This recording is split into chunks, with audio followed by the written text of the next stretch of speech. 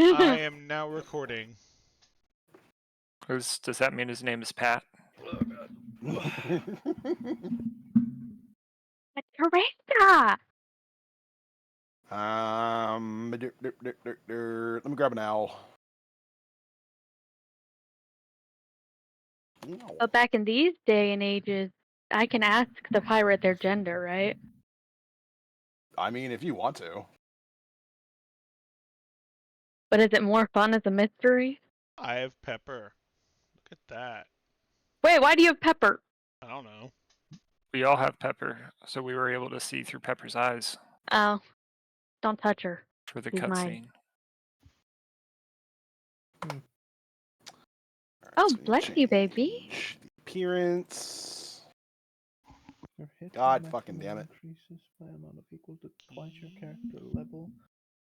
So Look, 4. Savant, now you can have cutscenes.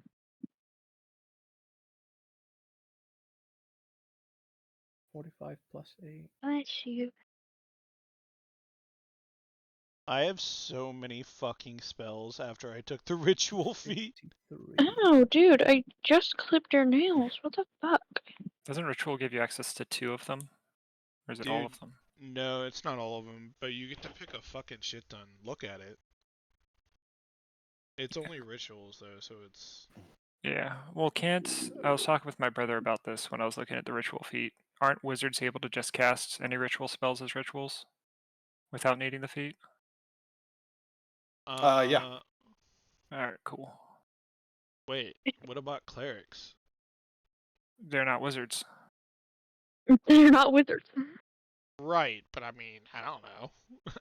I don't know. So it's okay. It makes sense that I took the ritual feat. Yes. Okay. Hold on, this is being annoying to me. You can say that again. What about clerics? They're not wizards. Period. Straight to the point. I know they're not fucking wizards, alright? I just don't know the ins and outs of every different thing about all the casters, okay? But you know they're not wizards. Okay. What do you mean I had to select a token? I don't understand. It's not letting me change Atlas's picture on his token. It's not a That's a fun ritual casting animation. Looks I didn't cool. see the animation. What? There was an animation? Yeah. It drew Well, like You're a just too lame looks to like see I'm it. doing it again. Did I already resummon Pepper? Wow. I think I did. Yeah, I did. It just takes a minute. Dog. I just need Pepper in my purse. I am not a dog. Thank you. That's that shit that we ran into in the other campaign. I'll just leave it. Because I can't drag and click it, drop it for some reason. Take those off. Okay. Did that Tensors, work? Floating disk. No. Fuck me. Milk That's good. coma.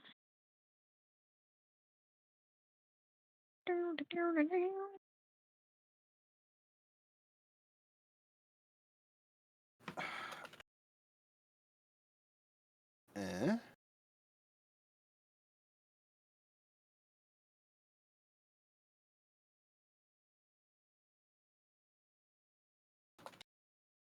So what were we in the middle of doing? We like leveled up, but what were we doing before that? Where was the Oh, we plan? were just. We just finished the fight and we captured Oh, him. I'm dumb as fuck. There we go. You now have Atlas. We grabbed everything and we were about to head back to the ship. Yeah. Okay. Because it's a day and a half to the How do I ship. get- Those are done How do I now. get control over them? Now, how do I... It's not a day and a half to the ship. It's a half day to get there. Sorry, yeah. That's what I meant. Thank you. Thank you. All right. Sorry about that. I had to fuck around with the token, and it was being annoying. Mostly because I'm dumb and didn't realize what the hell I was doing. So I took the skill expertise off of me, and I've tried adding the tough feat, and it's not giving me the hit points. Yep, you're gonna have to manually do that. Okay. Do I put it on the maximum override or the current hit points? I want to say overall bonus. Oh, did you do it? Yeah. Okay. Because it How just many hit points changed do you have now? automatically without me doing so. I assumed it's you. All right, thank you. Look at you. How many hit points you got now? 53. Damn, you just didn't want to be one more than me. You didn't want me to be that close. All right, I get it. Well, To be here's the fair, thing. he has as been much, getting the shit kicked out of him. yeah, Yeah. as much as funny as or as good as skill expertise would have been, I'm taking a lot of damage, and that little extra Yeah, health health doubles for whenever him. I Oh, yeah. rage. Yeah. So Health on him just makes so much sense.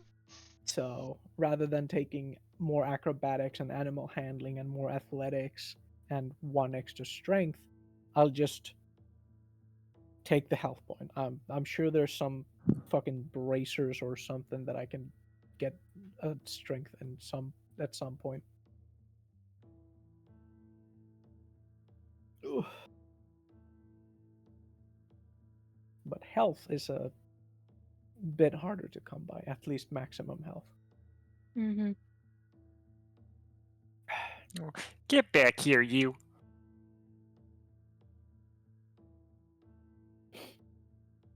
Are you talking to your unseen servant? No, Hippo and my houses are dancing.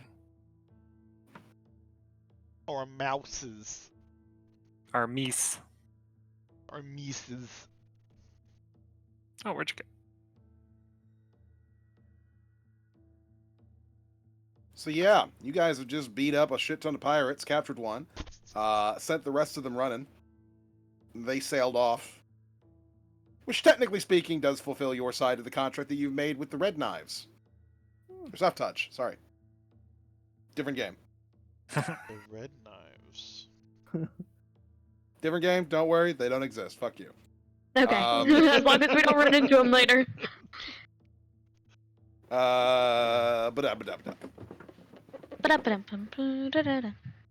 So, Phenomena. that plus loot plus prisoner equals success. Right? I think so.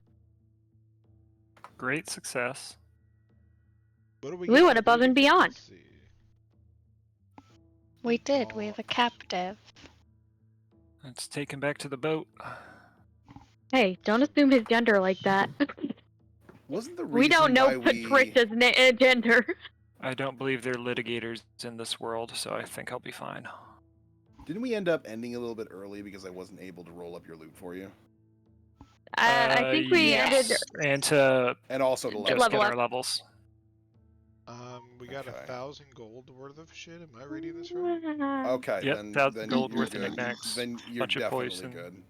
And bullets. I got a lot of bullets. I don't remember how We many. got shield and splint armor. You got 200 20. Gold. We got torpor poison. Yeah. 9 daggers. 9 sets of leather. A great axe. Hide armor.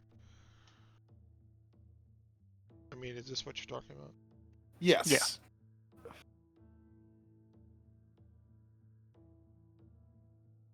I think we ended early because we leveled up. Yeah. Yeah, I know that was part of it. Yeah. Yeah, you struggled to get the loot. And we I guess I needed didn't to get to level. And then we ended that. early. Yeah, you were saying like 1,000 gold was like too low or something, if I remember right. Yeah. I think I remember that. No, I definitely remember.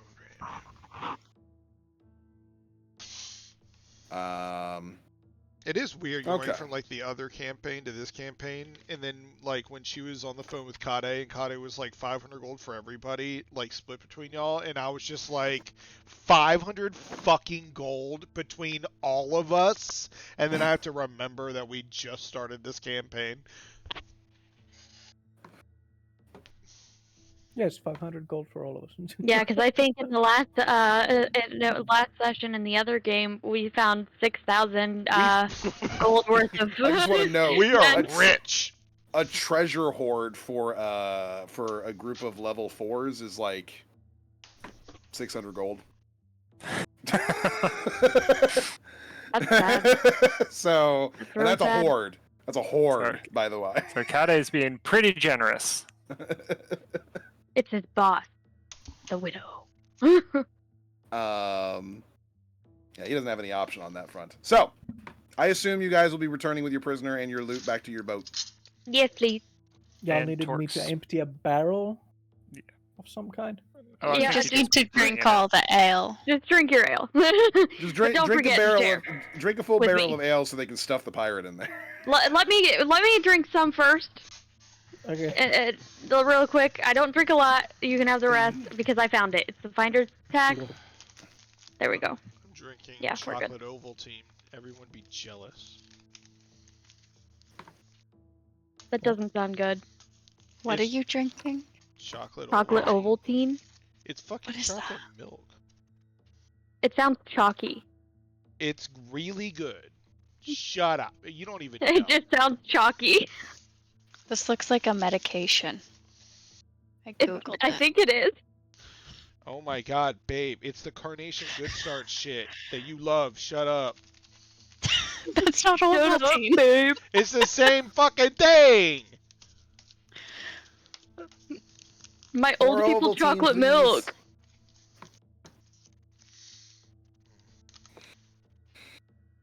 Oh, a bunch of fucking haters. When did you start getting boring and stop buying regular chocolate milk? It's when I started having health issues.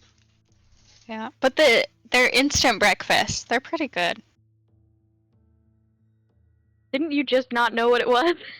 He called it a different name. Oh. Yeah, looks the like I more want a commonly message. known name. Maybe for you.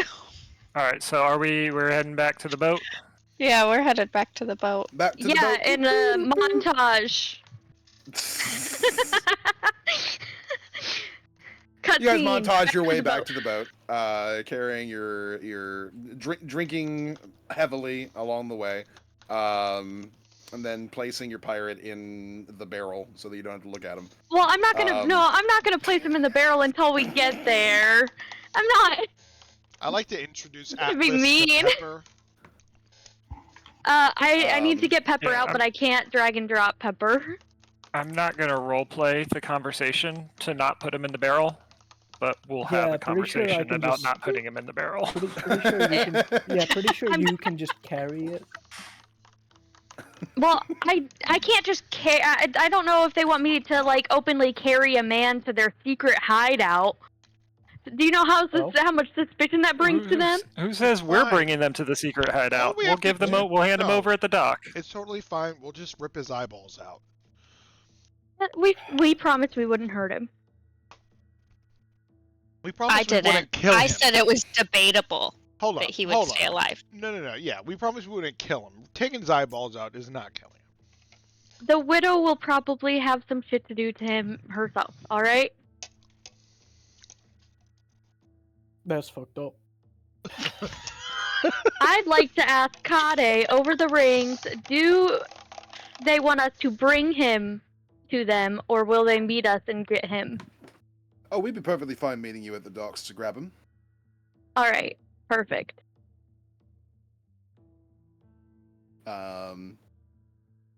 So, as you guys are settling in on the boat, Azalea, you have the ability to bring Pepper back. Who Yeah, I is think a I little casted the spell last little bit time, so it would be loopy. ready. Yeah. bit, as a and I'm result gonna- of having been banished. Yeah, I'm gonna go ahead and put her sweater back on her.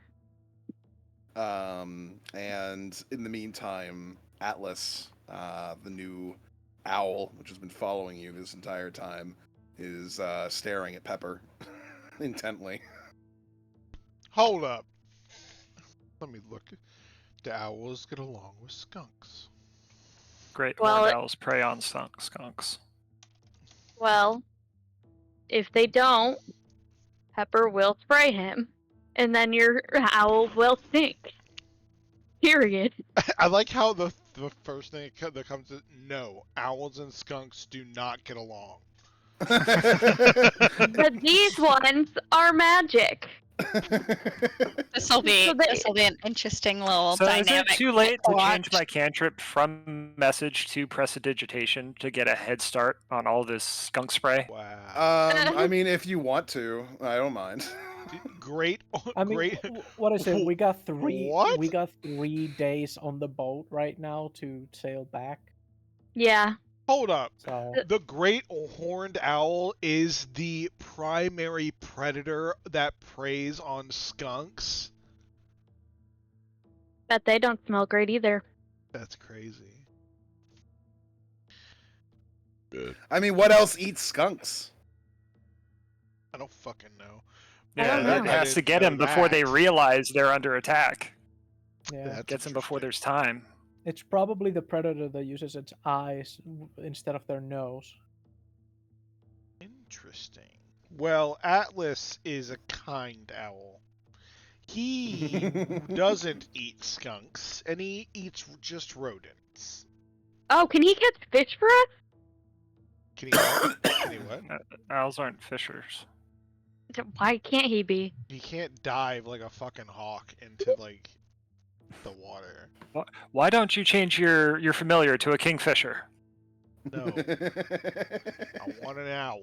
I like my It's just owl. a man with a backwards fucking ball cap that says Kingfisher, and he's wearing a wife beater and has a beer. What the That is not a fuck? familiar. Just carrying around a tackle box. Hey, I'm Adam. They call me the Kingfisher. Check this shit out. Like and subscribe. This is my familiar. Yeah, I don't know. She just kind of picked me up from the dock. Have you ever have had people do that their familiar is like a fucking person? No. I They have. normally aren't. Actually, I have a person as a familiar. Sometimes they'll have a familiar that is as intelligent as a person when they have like conversations with each other. And Gregory. What if you have someone that wants to make a character that's a mom, and then they just have they have a baby, and then that's the familiar, and it's just That's strapped to not their what a chest? familiar is. That's crazy. A warlock mother and the fucking demon has possessed their child and is their patron. I have had players who are The obsessed Antichrist. with being with like mothering everything, and so every time they fight animals, they're like, "Ooh, we need to check and see if they have a nest and if they have any eggs, and if they do have any eggs, we need to take them and make sure that they hatch properly and raise them properly." I have had that. We need to check their paws for any splinters to make sure that they're not just pissed off because they're in pain. That one got really annoying really quickly when they ended up having an army of little animals that just followed them around everywhere. What? You Wait. could have said no. Where are we going? I'm not a GM who says no very often. You Where just are we make right it a now? really, really high DC. Guys, let's get a pet whale. We were All on right. like, Try. this island here or this island, No, this one here. You're on this island or and we're going the back to Grove northwest side. and you're going back to Grove Air. Aha. 3 days, time to fish, drink, and I don't know, try mean- and figure out what those guys are saying. What do I'm owls? gonna shoot another fish. I mean, does my How- owl even need? I to think eat you in need its a net. magic? Familiars I don't don't need a eat. net. Last time I successfully shot a fish. Yeah, but like to catch it so it doesn't, and so we can eat it, you know? Savant got the last one. Oh yeah, he can use his trident or whatever, huh? Familiars don't need to eat, but they do enjoy food still. So yeah, over the course of the next few days, you guys are going to be sailing. You got a pirate that you're holding captive for the entire time. Savant's doing a little bit of fishing, and it does appear, from what I heard, that Nixie would like to try and shoot some fish as well. Yes. Should we interrogate the captive? Not like full on waterboarding, You but know start what? asking him some questions. I got something for this. I got Zone of Truth. Or we could just threaten to not feed him for the next 3 days. Saying. Did I get a fish? Nah, You I don't have to wouldn't. waste the spell. Just a big Zone of Truth. All of Grove Air has to tell the truth.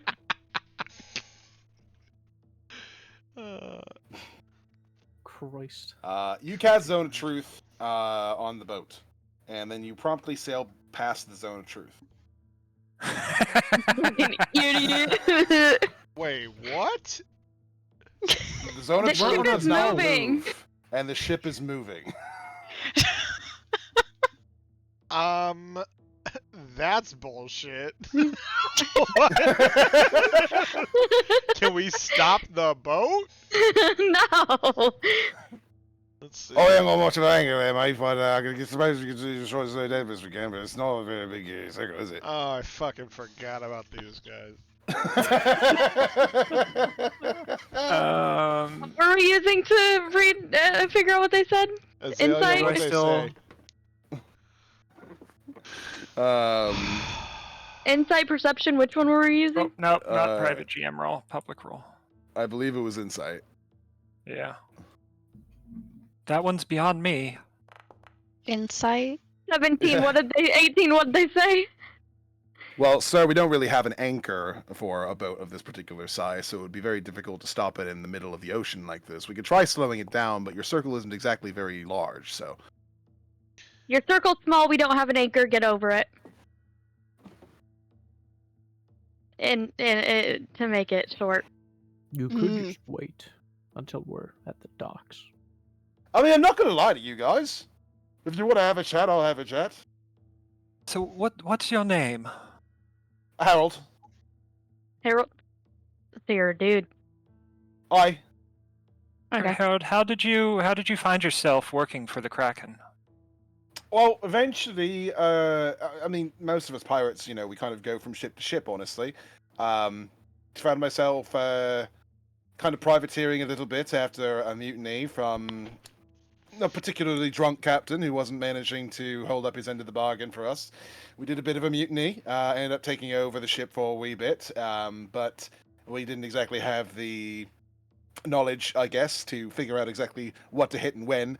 So we started sailing around, figuring out if we could find somebody who might be a good navigator. Found one, but he said he was always working for somebody. So we asked who it was, figured we might be able to maybe bully them out of their navigator. But that's when a decent amount of us lads, we found the Kraken, and he told us that we'd end up making a lot more money if we were in charge of, if he was in charge of us. Now, we've already had a captain once before, so we were a little bit skeptical about the matter. But that didn't really stop him from kind of making it very clear that he was in charge. Man's quite strong, and also had quite a lot of money to flash about. So it was clear that he had quite a bit of success. After making a bit of a, I suppose, a example out of a couple of the crew, the rest of us decided, well, we could either run away or we could work for the guy who seems like he's not only really strong, but also fairly well off. And we decided on the latter. Fair. Okay. It's understandable. What was up with the spy? Yes, we noticed there was what seemed like a guest when we were investigating your camp. Who was that man? That fella. I don't know a lot of details about that guy. I do know that he was a representative of some pofter over in Grovair. Some hoity-toity fella from the Diamond District. Don't exactly know who, but I do know that he came by because apparently he and the Kraken had a bit of a deal, or at the very least he was representing the fella that has a deal with the Kraken. I look back over at everyone else knowingly. How long had he been on your ship? Well, it's an off and on kind of thing. Usually whenever there's a new job or if there's a report to be made or things along those lines, that's when he ends up popping up on the ship. We don't ever talk in Grovair because it's considered to be not a safe place to have a chat at any of the various different docks, and the Kraken's not exactly allowed into the Diamond District. So he pops on the ship, and then we take him to the island, and we take him back when it's time. I don't exactly know how they figure when it's time, but when it's time, I guess. As far as how long he was there, this time, I'd say probably about 5 days.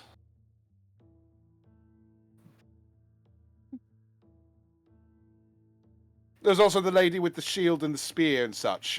She's his bodyguard. Oh. Hmm. Interesting. And we noticed that that a ritual was being performed out on the beach. Is that something that That you and your- predates me. But apparently the Kraken's a bit of a notoriously superstitious sort. The Kraken. Very well.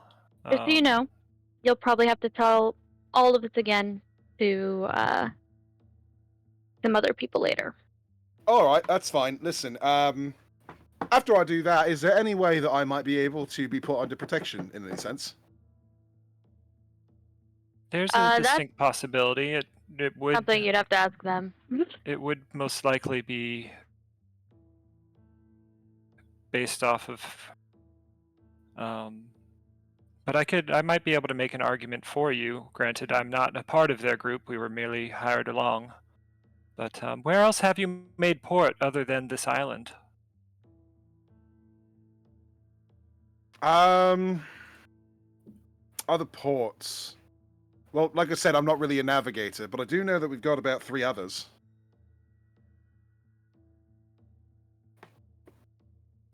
Having sailed this time, these seas as a pirate, I would imagine you'd at least know distances from larger cities. Are there any of them more nearby, or are they all quite remote?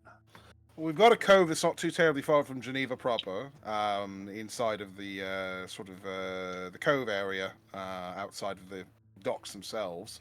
I know that much. And I do believe that there is another one that is over in Tempest Cove that we use from time to time. That's when we need to lay low, as I understand. So that's probably where the Kraken's going now, since he's already been attacked. Wait, where? Oh, I see. And you said there was a third one? I don't exactly know where it is, but I know it's one of the islands off the coast side in the Thelusian to the south of Grove Air. One of them.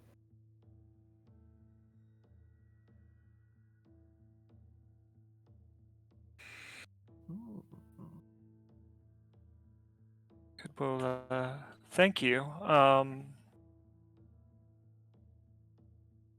And how long have you been a member of the Krakens? How long has it been since he assimilated your crew? 5 months.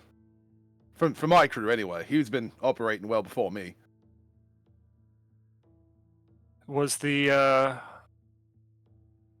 those of you on the island, was that the extent, or were there? There's other crew members that can be found in the other bases, so there's certainly more where that came from. But he tends to pick specific crews for specific jobs. And the jobs you have recently been pulling had been For my crew, it's been escort jobs. I know he's got another one that's made specifically to hit places and people. He's got another one that handles all the storage stuff. They're more or less guards that just keep around. He doesn't really take them anywhere. And then there's another group that he takes on that kind of replaces mine, more or less. But I think he trusts them more because they've been working for him a lot longer.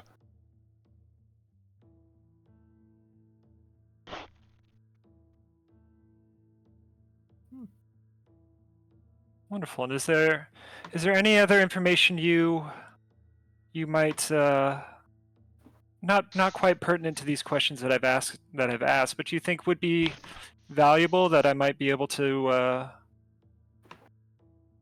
help use as, say, an argument for why I should or why these our employers would put you under protection? Well, while I am currently turning on my current employer, I do not necessarily mind him turning to another employer. Don't need to be paid too much. Just give me a place to eat, give me something to eat, and maybe a little bit extra for whenever I have a little bit of extra time. I'm a very inexpensive minion. I'm sure that they might be able to use you, but you'll have to talk to them about that when we get there. Right.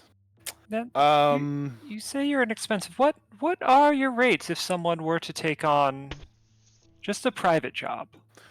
Well, if room and board are provided, I can get by with 2 silver a day. That's not bad. And outside of pirating, what kind of work have you done? Have you worked much on the mainland or in cities, or has it been mostly seaborne? Mostly seaborne, but I do have a few general skills. For one, I'm a very stealthy folk, so you never have to really worry about me getting caught unless I get caught off guard, which doesn't happen often. Beyond As I that, glance over to Azalea. beyond that, I do have the ability to perform fairly well.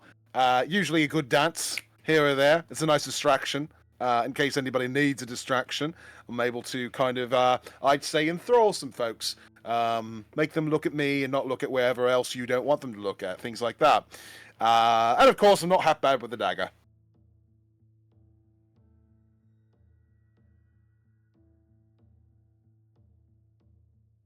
Fun. Wonderful, wonderful. Unless I look over do any of you have any more questions for Harold here? Nope. Nope. Well, let's drink and eat, I guess. Did my 20 hit a fish?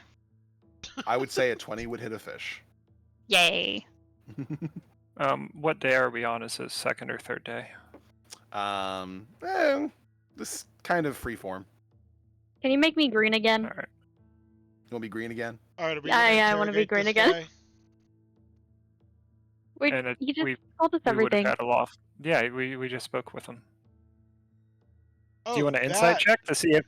No, I thought that was Jesus Christ. I thought you were talking to one of these fucking. We wouldn't be able to. One of the crew? We wouldn't be able to Yes. really understand them. I thought he was just one that could speak a little better. Oh my No. God. That was the wow. Okie doke. So we take a long rest. Ah, Well, that's not me, but who's that? That's cool. that's another Eladrin. That's a winter Eladrin.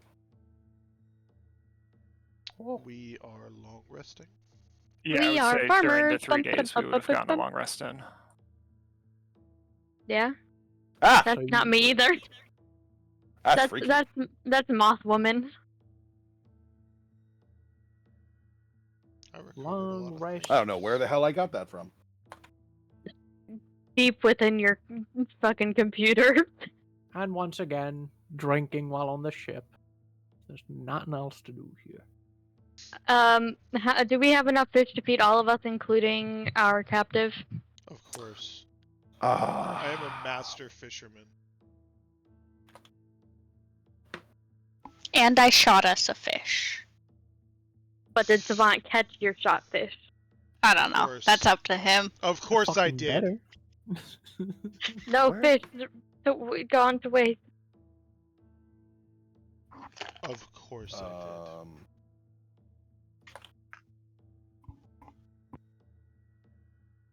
Of course, he says. Damn it. I can't find your green form. Fuck. I'll resend it because I just don't have it on David's computer. That's why I can't do it.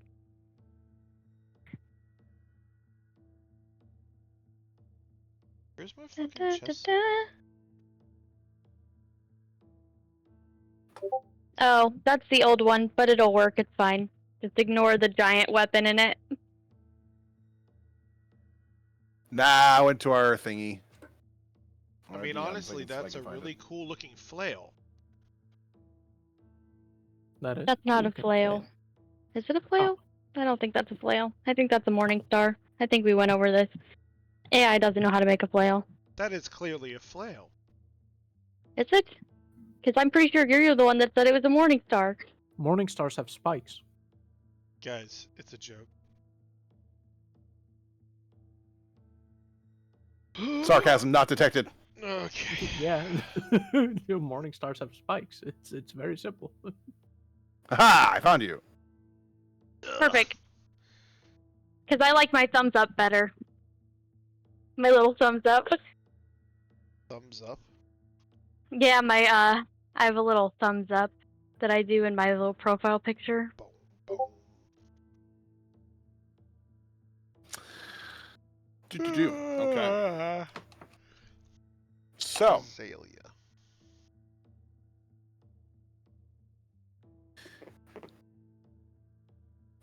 you guys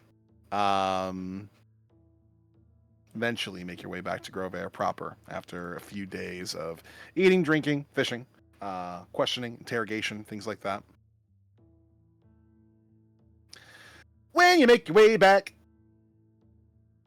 a few... when we get close, I tell Kade that we're about to pull in to, like, I'm assuming we're going back to Dock 1 because that's where we were, yeah.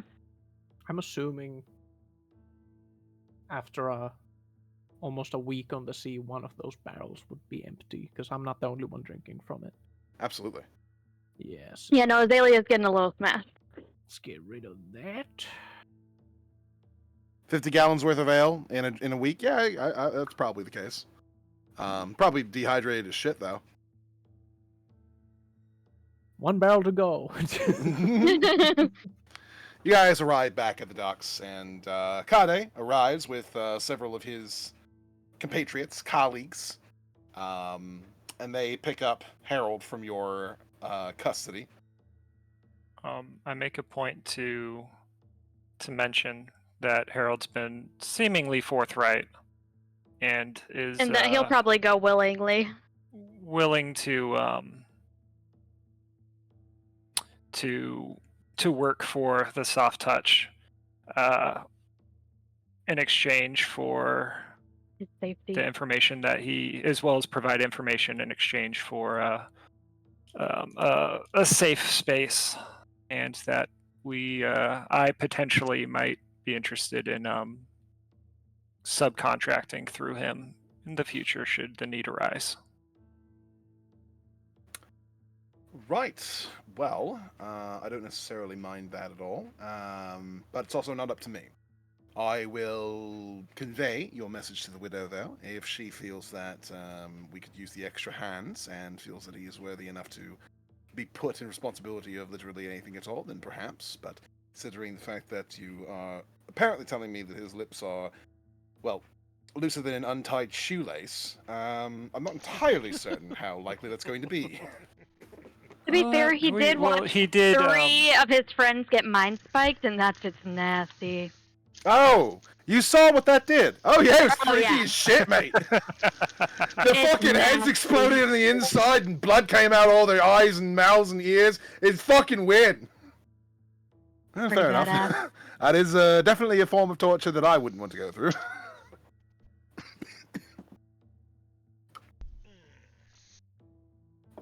So it was a bit under duress, but we'll leave him in your hands now. Very well. I see the greens returned. Yeah, I know, you like it. I don't think I wouldn't like anything on you, to be honest. Well, I appreciate that.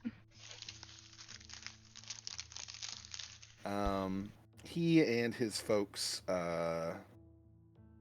his folks bring back Harold over towards the Soft Touch headquarters. He is going to be handing you guys a bag of gold.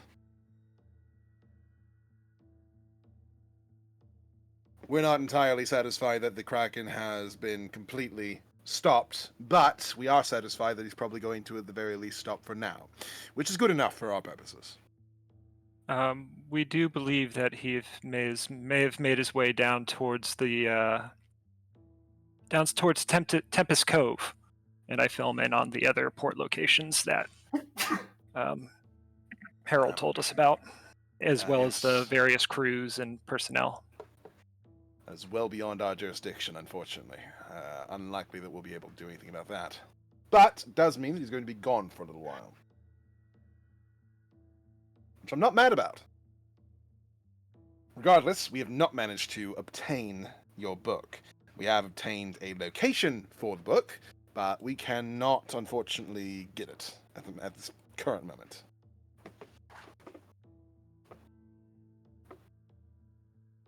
So when did it? Do you know when it was brought into the Diamond District? Not long after it was confiscated, seems. About a day afterwards. That's And do fucking you court. know if? Where'd the note go?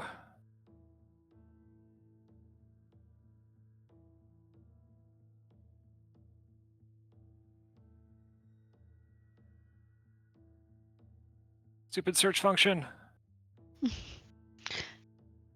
What information do you know about its whereabouts in the Diamond District? Well, I can tell you this. Loundrel. Hmm. Oh! Looks like he already knows. The Loungel estate.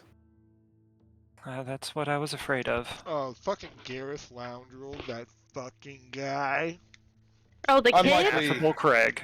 Yeah. Unlikely that Gareth was able to arrange anything as, high tier as this. My guess is it was more likely his father.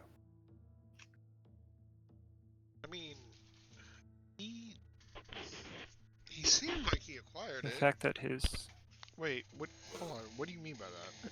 the fact that his father is involved makes it even more disconcerting. It wasn't just a passing fancy of a misguided Ye- youth, but Yeah. if the head of the Loundrel family is searching for the book, it can't be good. Indeed. As far as what I'm talking about, you've seen how foolish Gareth was and how very quick he was to surrender when the incident occurred the first time that we all came across the book. That boy is not capable of handling any sort of high-level negotiations or instrumenting any manner of smuggling or making deals or operating amongst the corrupt, things along those lines. He's far too brash. He's a sledgehammer. He's also I- fucking evil. Certainly, but let's say this is a bit of nature versus nurture. That kid didn't give a fuck. There Yes. was I'm not denying the kid's evil. I'm saying that he's also incompetent. there was a man who was on board in his bodyguard at the cove when we attacked their crew. Mm. And Harold did say he was a representative of one of the hoity-toities, as he said, from the Diamond District. I'm wondering if this may not be exactly a coincidence, and they may be more than coincidence, and he might have the Kraken might have some kind of connection to the Loundrels as well. It's a possibility. The Kraken normally hits large freighters coming in from Geneva. But perhaps we've been looking at it wrong. We've been assuming, of course, that he's been hitting these freighters because he just wishes to take their various different riches for himself, but perhaps he's looking for something more specific. You say these freighters, they're both coming to and from? Or do you know if any Always the ones from. Any of these- That is the ones that he hits.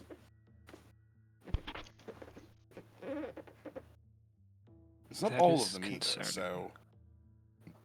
My guess is he might have some inside information on what's located on some of these freighters.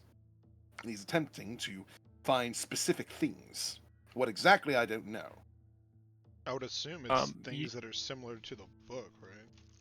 using Possibility. my keen mind, will I have recalled discussion over what number of artifacts have been found in relation to Enon Volkmar, or was it just the book?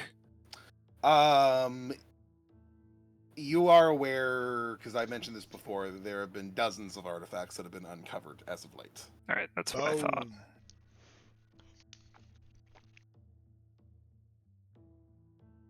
So do we know, what kind of business is the Loundrels, might you know, being the soft touch, you might know at least some of where the wealth of some of these nobilities originate. Well, officially, the Loungel family are known to be bankers, loaners, to a degree. However, very often they are more used for the laundering of money. Many criminals of a higher level tend to utilize the more richer estates to be a, let's call it, a patron of their arts, so to speak, which then ends up finding its way back to them in a way in which is difficult to trace. They lounge. They do the money for them. That they're like the most It seems important like- people for them. They're untouchable.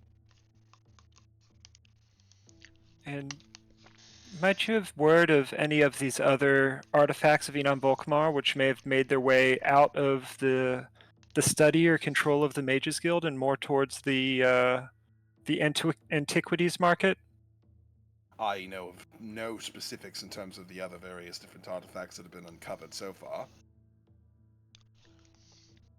Because I'm curious if they might be following leads in raiding these ships that might belong to either organizations or other families which may have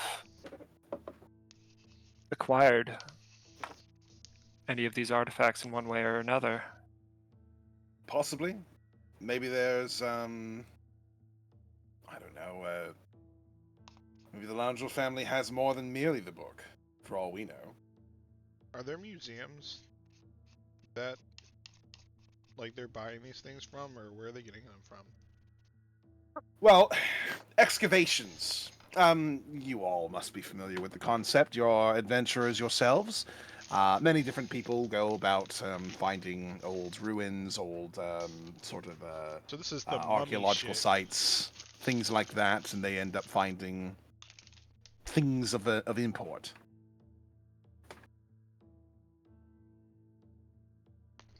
Generally, these sort of playthings are not, especially if they are considered to be in any way dangerous, which artifacts of Enon Volkmar would be.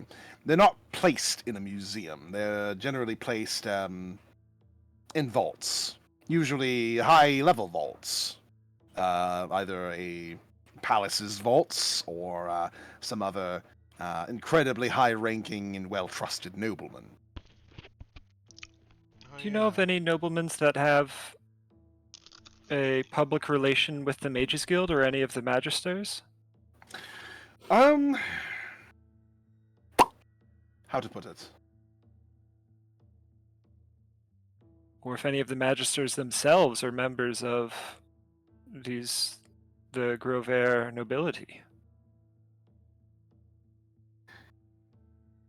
Magister San would be a member of Grover's nobility. He's been, let's say, homegrown here in Grover.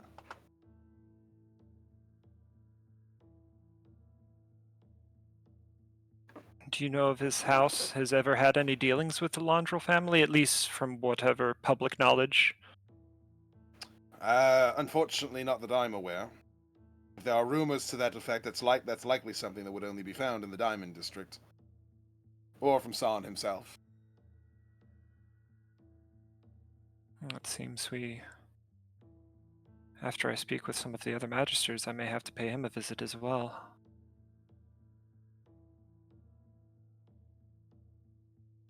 But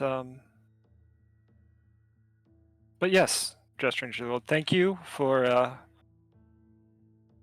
coming through with your end of the bargain. I never had any doubt.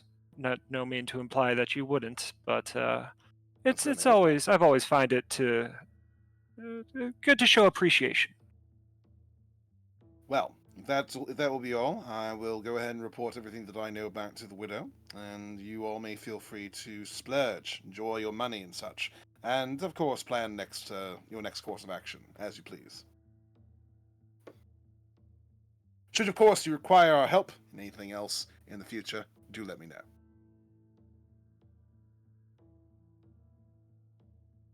Is he I'm- gonna I'm want sure the we ring will. back? No. Okay. Want to make sure. He likes you having the ring. All right, so we split the 500 gold 5 ways. 100 each. And where is it? Where's my note? Who do I owe money? No, we Was have to it pay the me? crew.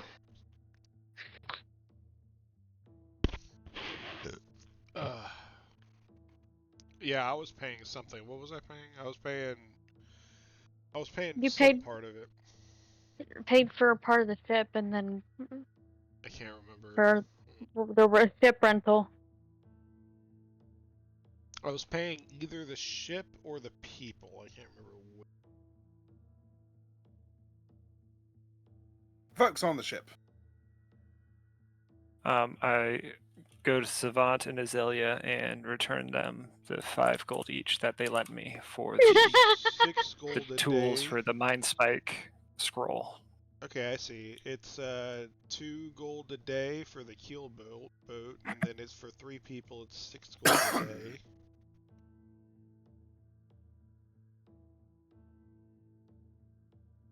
I didn't fucking write down which one I was doing. I think I was paying for the boat, and then everyone else was paying for. Somebody else was paying for the people. Yeah, I think you took the boat entirely, and then the people was just an even split between those who still had money. So we were gone for what, 6 days?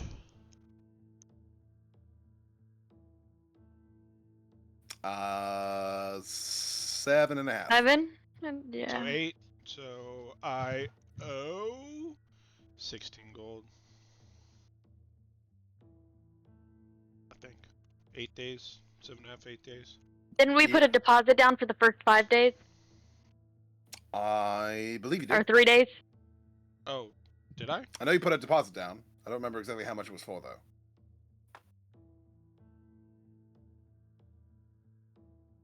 I need I to think get it was a for the better first. I think it was for the note-taking first system. 3 days. Because we weren't sure how long it was going to take us. Alright, let's say that, because that would put me at exactly 400 gold.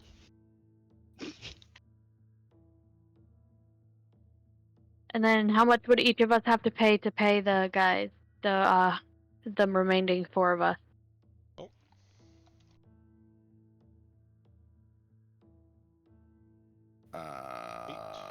Times 6 divided by 5, which would be 9.6 gold.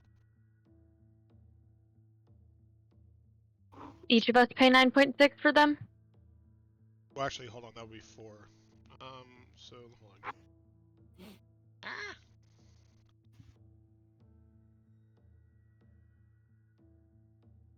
It would be 12 gold each from you guys. 12, okay. Solid. Okay. 12 gold. I'll collect the money from all of us and then hand it over to the... What's his name again? The navigator? That would be Ironjaw, I believe. Gregor and Sloot? No. Yeah, Ironjaw's the navigator. Okay, I'll collect all the money and then from all of us and then give it to Ironjaw so he can distribute it between them. Ironjaw. Whatever his name is. Nah, that's it. There's Ironjaw, Scorn, and Finn.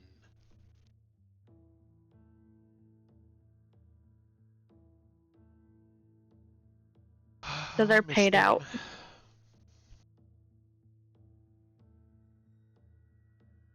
Dong, dong. All right. Now what? I think we should go Nixie sell. needs to see if her pass into the Diamond District still works.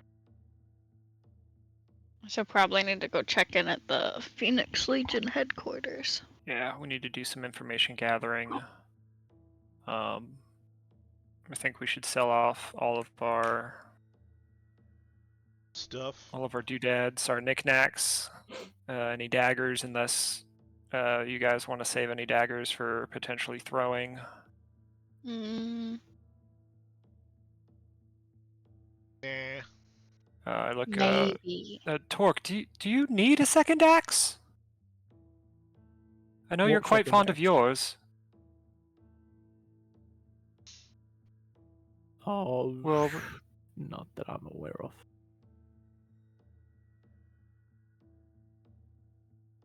Torpor poison. Let's see what that is. I'm gonna keep one extra dagger for throwing. I have a poisoner's kit. Oh. Oh, that's intelligence. That's oh, interesting. during our trip back, will I have been able to have used the herbs that I gathered on the island to craft a potion of healing? Yes. You have a Wonderful. you have like an alchemy or herbalist kit or something along those lines, yeah. Yeah. I'm Okay. seeing different things for torpor poison. So can you tell me what this is exactly? I believe that is a sleep poison. Sleep. Topor con save or 46 poison and Yeah. target is incapacitated. Oh, 46, 46 hours of being hours. poisoned and the target is incapacitated So- for that time. Yeah, I'm saying they have to eat it though. Is that right? It does say ingested, yes. Oh, 2024 rules changed from incapacitated to just speed halved. Still Speed 46 halved? hours of being poisoned. Yeah, speed being halved. As in What? your That's yes. completely different. You're still poisoned for 46 hours, and the poison condition does also still have its own sort of thing. Because remember, poisoned condition gives you disadvantage on attack rolls and ability checks as well. Eat this motherfucker. Eat this and start sucking at everything How you do. much is torpor poison worth? 600 gold. Holy shit! Do we want to keep this? Will we use it? I don't know. It's I fucking myself 600 gold is have pretty good. no interest in poisons there. I find them Neither. barbaric. If we want to sell it, Barbaric? I'll gladly take my share, but Did you see what you did Find back them there? Barbaric. Vile things. what are you talking about, Azalea? That Essence mind of spike was ether. fucking crazy. That is an art. I've spent 100 years honing these skills. Yeah, a pretty barbaric fucking art. That shit was badass. Essence of ether. So what is this one for you, Lundy? Essence of ether. Oh, that's for Hypnol. That's what? Nah. Roofies. 8 hours of unconsciousness unless they're damaged. Is It that is a poison that is inhaled. 8 hours of being unconscious. and that's 2024? Yes. Unless they are damaged. Or another creature shakes them awake. Now this could be useful. I don't think the torpor's that useful. I think that this is just something they inhale, so you can literally just in front of them, and then they just fucking fall asleep. I mean, this is pretty useful. So we need to. So we should sell. Are you saying we should sell this Topor? Yeah, but I think we should keep. Well, how much is the essence of ether worth? 300. Yep. Okay. Yeah, I think we should keep this one and just sell the torpor poison. This seems useful. Then So before we burnt- go our separate ways, should we head to the market district and unload ourselves of this poison and these spare armor and weapons? Probably a good idea. No need to carry extra weight. A creature subjected to this poison. Oh, so this is like a real poison. The burnt ether fumes is like an actual poison that you can attack with. Yeah, 3d6 poison damage on a DC 13 con save, 1d6 additional damage every failed save. What do you think? Is this worth keeping or no?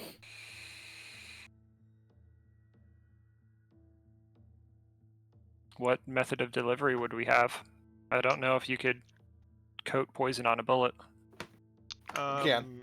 They inhale it, right? For which one? The Burnt Othor. fumes? Yeah, Burnt Othor fumes. and this one's worth, what, 500? Yep. That one is also inhaled, and yes, it is worth 500. Does 3d6 poison damage to the person that inhales it. Now, And they have to repeat their save at the end of its turns. how effective do they have to inhale this, right? So essentially we can like throw a bag that breaks on impact and then it hits them in the chest and then they inhale it. Sure. I mean, like, how else do you do this? Just blow it in their face. Yeah, that's what it Pocket sand. Pocket sand. So I mean, a 3d6 attack. I mean, I don't know. We have other ways of doing Well, stuff, but it's 3d6 to start with, and then every turn they have to make another save, and if they fail, take another 1d6. that is good over time. That's then pretty good. Yeah, and then that keeps going until they save 3 times successfully. How many uses of it? I believe it is 1 use. One use. And it would be an for action to 500. use. And it's 1 use for the essence of ether too. Yes. I don't know. 500 gold though.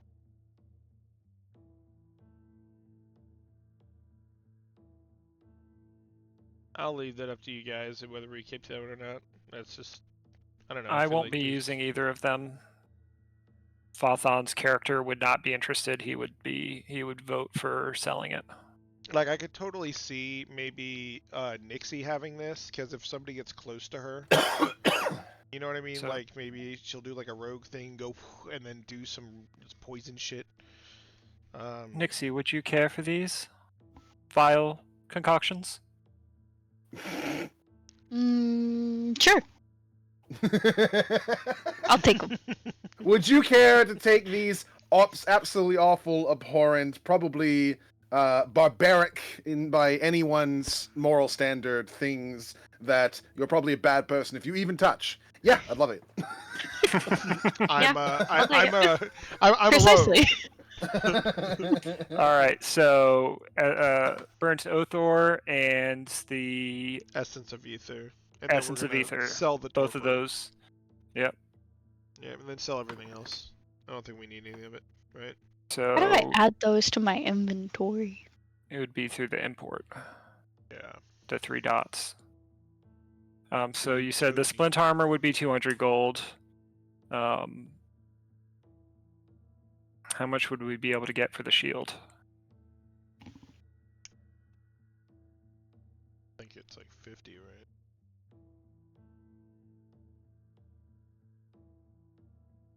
Wait. For a shield? Yeah. I mean, we're just gonna go somewhere and sell all this to the same person, right? So we can just like, It's 10 gold to purchase a shield. damn. I would say we would go to like an armorer to sell the armor or and so on. Really? We wouldn't just go to like a whatchamacallit, like a Venture where to Dick's Sporting Goods. no, like the for equivalent adventurers. of like, okay, damn it, what are those places called? Where Pawn they shop? buy, yeah, like a pawn shop, yeah. Where they just buy all kinds of shit. Ugh.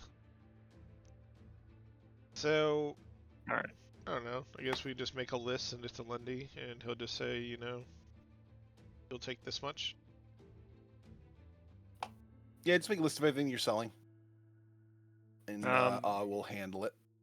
Alright, I will paste it in Discord now. Since I've got everything up. Fantastic.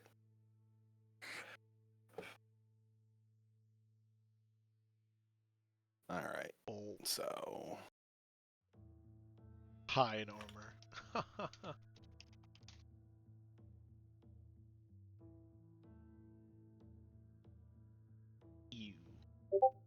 And during this time, I would also end up buying, while we were out shopping, enough with my portion for 2 more scrolls worth of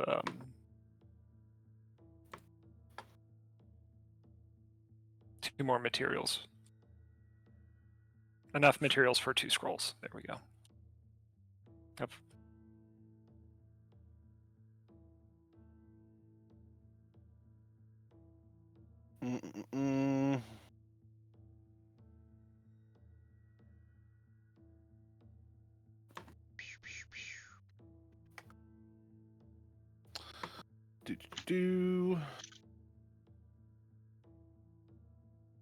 All righty. We're gonna call that an even 1,000 gold for selling all that shit. So 2,000. All right, so 2,000 total. Sorry, 2,000 total. Gold What? each. Well, 1,000 yeah, no. gold of knickknacks, and then all the shit we sold. 1,000 gold of knickknacks is included. That's actually 500 when you sell it. Oh, the daggers and all that are part of the knickknacks. No, I'm saying that when you sell knickknacks to people, they don't give you the full cost of it. They give you half so that they can make a profit off of it and get the other half from customers. Copy. All right, so we get Art 200 pieces, each. things like that. How much each? So then it would be, we would have made 500 from the knickknacks, then probably 300 from the topor, and then the remainder would be from everything else. Yeah, technically speaking, it adds up to 979 gold, but that doesn't divide evenly, so I made it 1,000. Cool. So 200 each. 600. So we just basically make 50% of what you buy it for. Yes. That makes sense.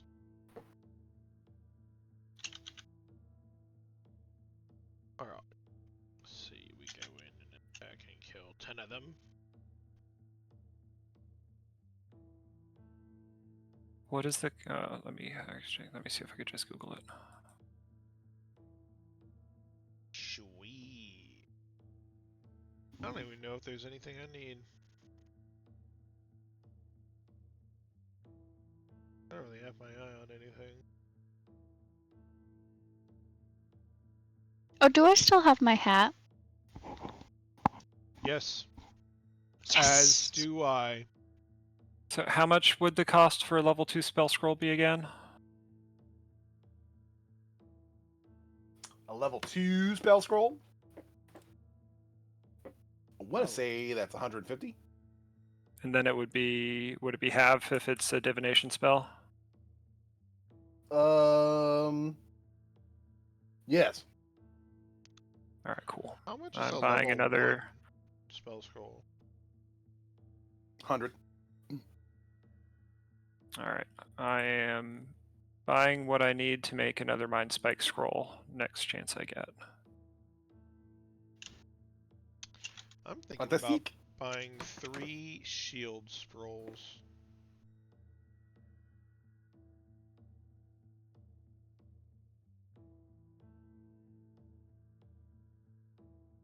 Is there like a, if you buy a certain amount, you get a discount?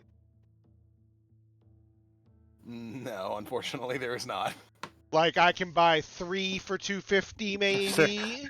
There are no Grove here bulk has a offers. Buy Costco. 2, get 1 50% off? Hi, I'm Gary the Crazy, and come on down here to Gary Crazy's warehouses for adventurers.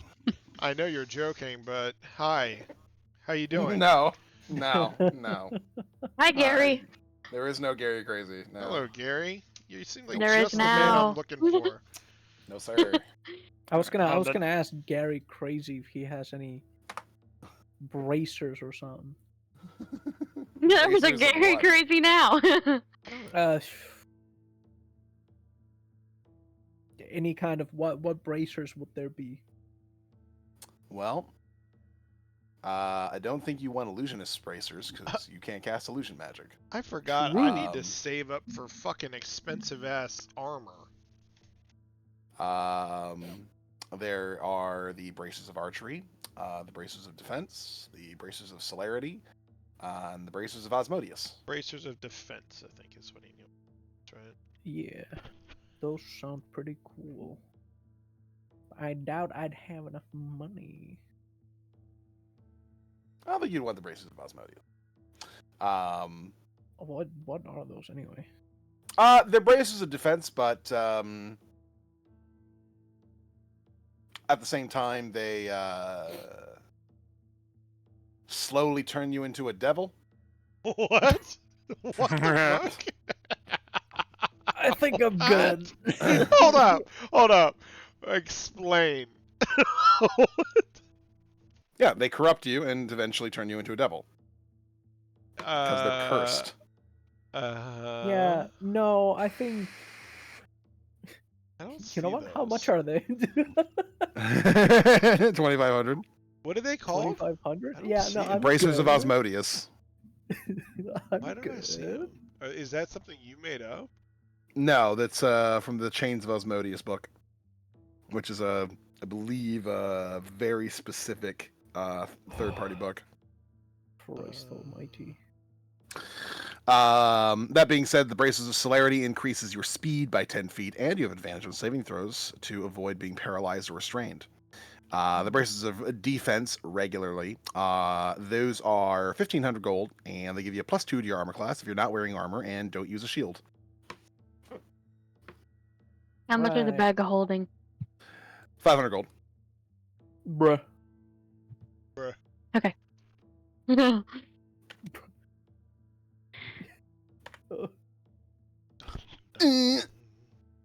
didn't realize bag of holdings were so common. Jesus. Yeah, every adventurer needs one. You know what? That's fair enough. Every adventurer needs one, and I can't afford one. Yeah, me neither. Sag. Me either. And if you pulled your gold together, you get one. I never picked a new level 2 spell. I guess I really want to put everything that I have on me in the bag. That way, my weight is now at 0 instead of that heaviest bag I have now, and then I can carry heavier people. You know, I can carry a lot. Yeah, but you're not a bad bitch. I'm the baddest bitch. Oh, You're no, I not just a didn't powerful, prepare. independent, strong woman, all right? I'm all of those things until you get to the woman part.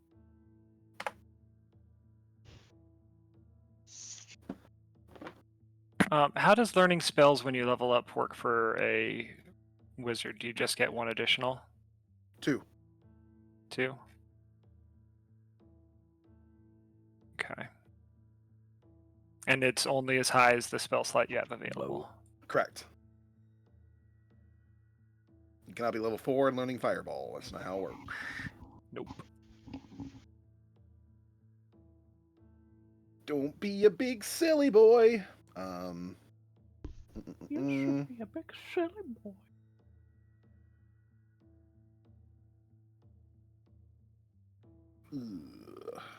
Ryan? Is it in my backpack? Apparently, I didn't buy any. How much are healing potions again? 50 gold each.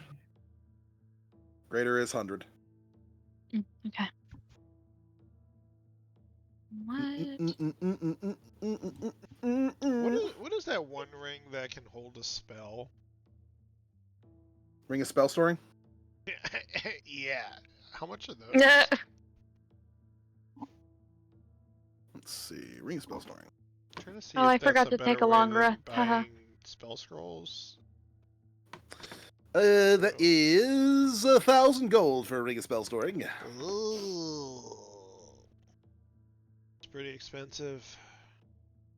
Yeah, it stores How spells. how does that work? It stores up to 5 levels worth of spells that you put in it. Ooh. And then you can just keep them in there and then touch the ring whenever you want to draw one of them out. And you can you can keep putting spells in it when you use them, or is it just like you get to use 5 and then it's done?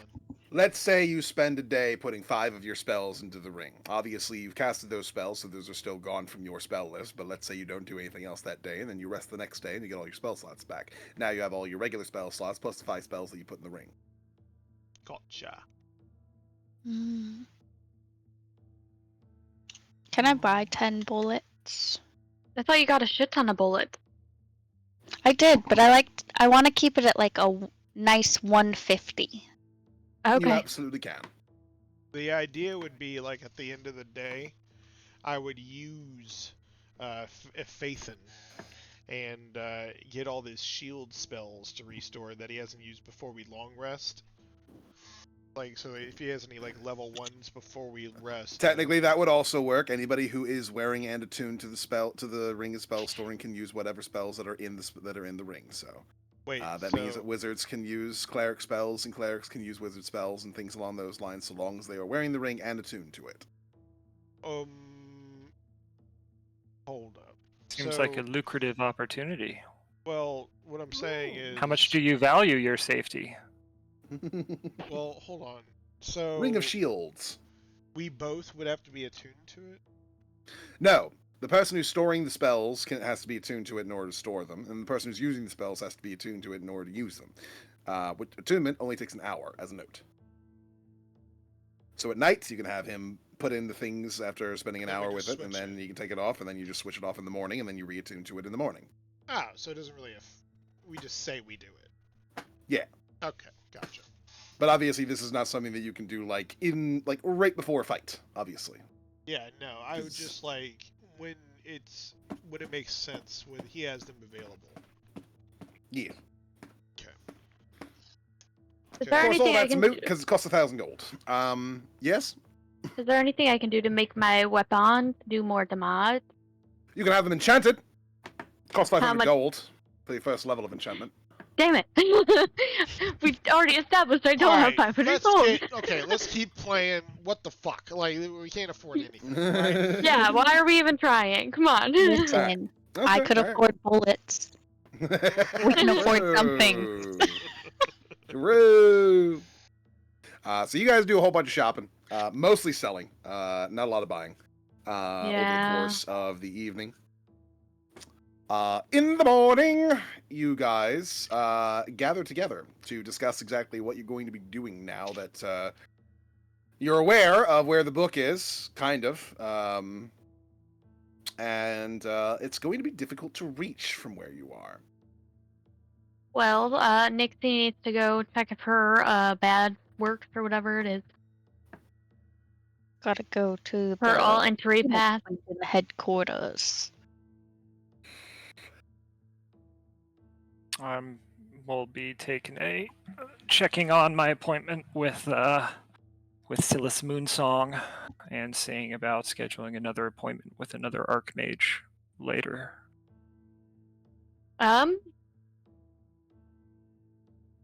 Torque, you want to go to a bar? Yes, please. We're gonna go to the bar. While these guys do boring stuff, we're gonna get drunk in the morning. How do I They probably have toggle food. off on and off prepared spells? Hmm? In Foundry, switching off, because I added the 2 spells that I learned, but only one of them is now prepared. How do I, or do I just remember? Remember to click the edit button in the upper left. That should give you the ability to then go through and Unprepare. I see it. Thank you. unprepare. We're gonna go to the one bar that we know, and they all hate us. The cheapest plate armor is 1,500 gold. Is this right? The cheapest what? Like the 18 AC armor? For the plate Oh, the armor? full yeah. plate? Yes, the full plate is extremely expensive even when it's not. That's what I want, right? As a cleric, you can only wear medium armor, I think. No, I'm a Twilight Cleric. I'm in chainmail right now. He sparkles in the sun. Look at little fancy pants over here. I believe chain mail. Let me Heavy. double check. Yes, it is heavy. Okay, never mind. It's because I'm a Twilight Cleric, the War Clerics or whatever. But yes, plate armor is 1,500 gold on a base level. It's so expensive. Yes, it is. I miss. It also my gives you a gear. flat AC of 18, and you can wear a shield with it to get an AC of 20. So it's worth it. One might argue. Let's fucking come from.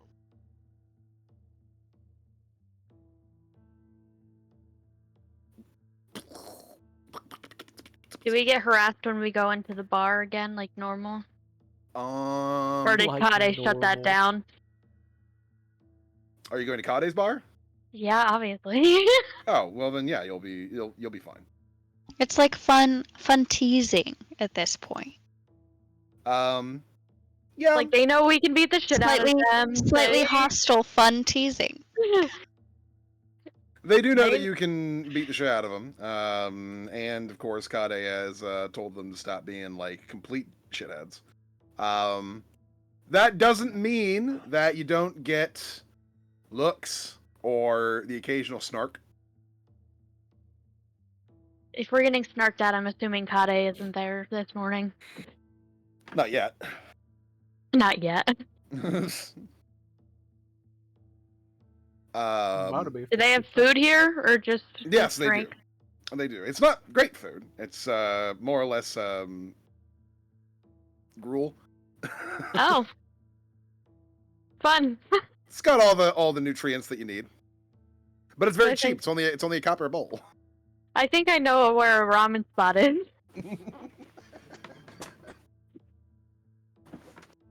It's fine. We'll just drink. I have rations in my bag to even myself out.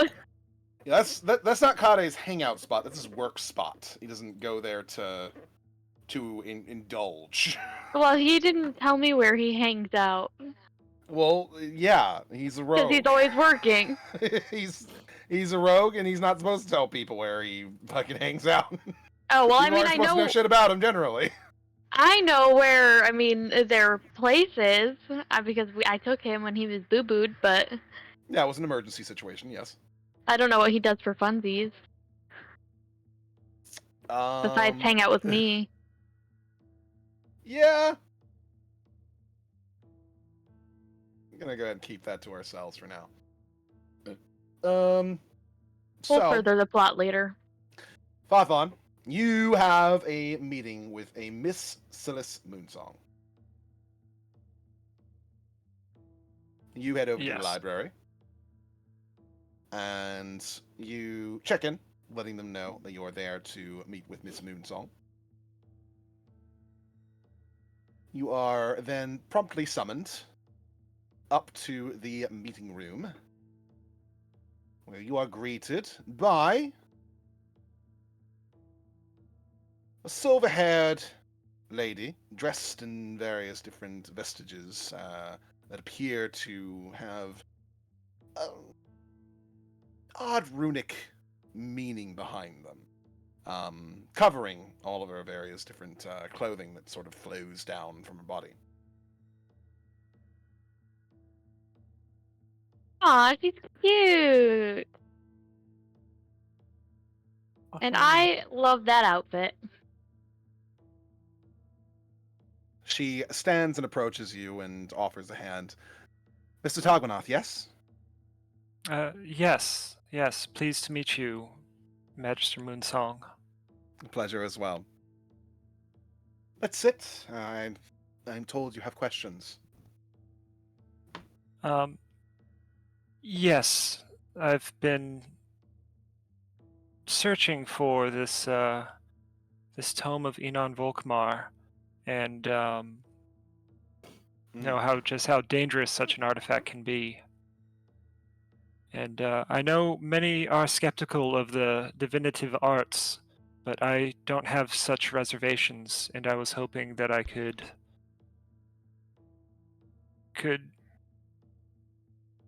seek her Contract my consultation, services? and so to speak. I If, certainly wouldn't mind. Have you seen anything regarding the unearthment of all of these artifacts and either the return of Elon Volkmar's name to this world? I've seen a lot of disturbing things as of late that have given me reason to pause. As far as my dreams are concerned, as far as my meditations are concerned, I have seen visions of endless creatures emerging from the waters around, those who have sailed in that on boats long forgotten. Their crews made up of those who are no more. I've seen the burning of Grover, I've seen the burning of Geneva, I've seen the advancement of legions of creatures that are no more human than those buried beneath tombs. I've seen many disturbing things, and I do believe that the artifacts are going to be connected to that at some point here in the future, if it is not stopped in some fashion. That's what I hope to be able to do, to bring these artifacts to heal and the powers that that's contained within them. There have been rumors that the initial disappearance of the book from the Mages Guild's possession may not necessarily have been purely externally motivated.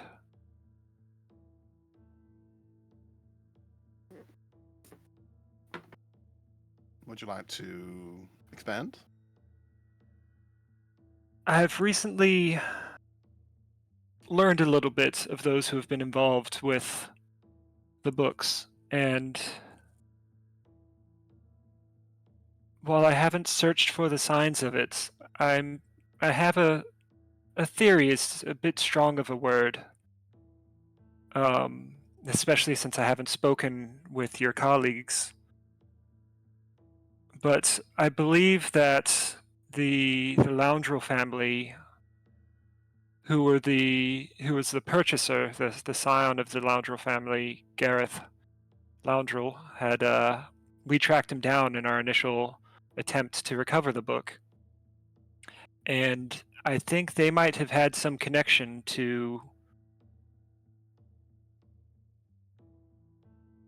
whichever organization or individual was able to acquire the book from the Mages Guild's vaults. Do you know of any organization or individuals within the guild who have had previous relationships or business dealings with this family?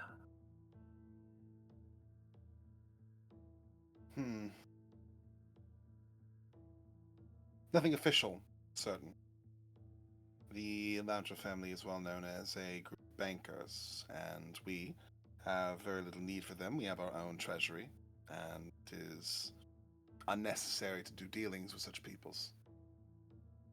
That being said, I wouldn't doubt that there might be those who seek perhaps a higher stake in all various different things.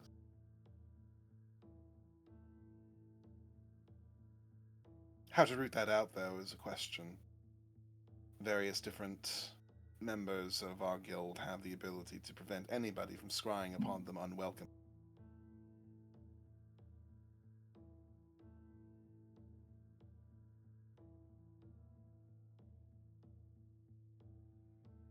So That being I've said, the only ones who are aware of such things and such methods would be the Magisters. If there's anybody of a lesser degree or station who might be doing these dealings, then there's a possibility that they might be able to be divined. If not, then that narrows our list down, doesn't it? Indeed. Well, I don't know if I probably may not be able to quite afford your services. Perhaps I might be able to accomplish some task or do something on your behalf that would warrant you to take such time to help me search for this.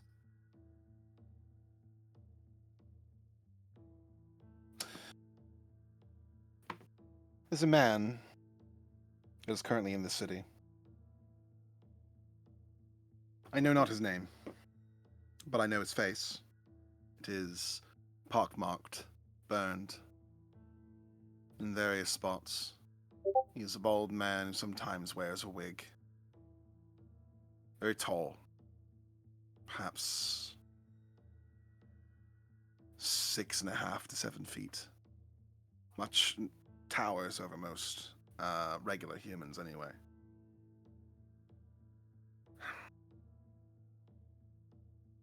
It's my understanding that, at least from the visions that I've gathered, that those who employ his services call him the stew maker.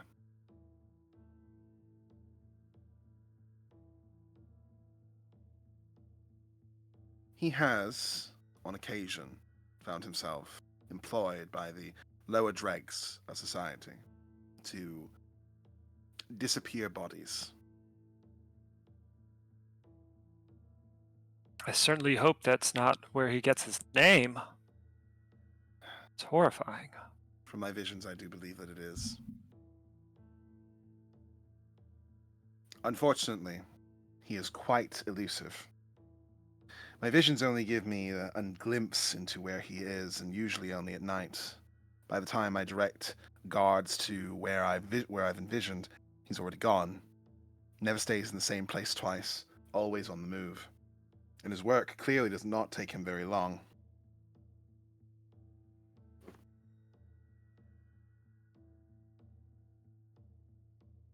What is this man to you?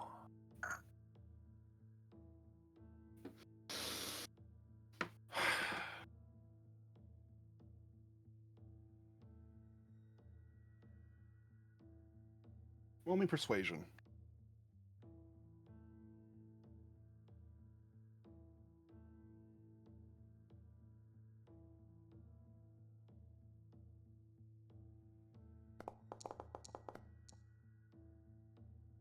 Smack dab in the middle. I mean, no offense when I say this, but that's very personal. Yes, by all means. I wasn't thinking. Please forgive me. It's fine. Anyone would naturally be curious, but not something that I shared with most other people generally. The point is, if you are able to find him, stop him, perhaps arrest him, I would be curious enough to interrogate him myself if possible. That would be a personal favor that I would repay in whatever way you desire.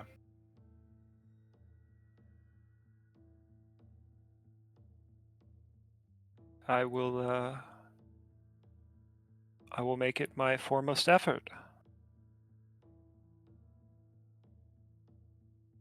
Especially if it helps work us towards the prevention of this calamity you speak of that you've seen. Thank you. When you have obtained him, feel free to make your report to me. Obviously, I'll be able to tell whether or not you've actually managed it. In due time, anyway. And I suppose, unless you have other questions for me, that might be where we end this meeting for today. Yes, that is primarily why I came here.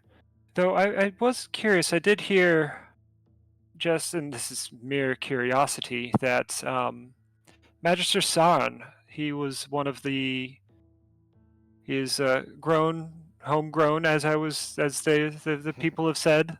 A As, Grand noble through and through, yes. Yes. What house is he of relation? He's the head of his own house, House Veldrick.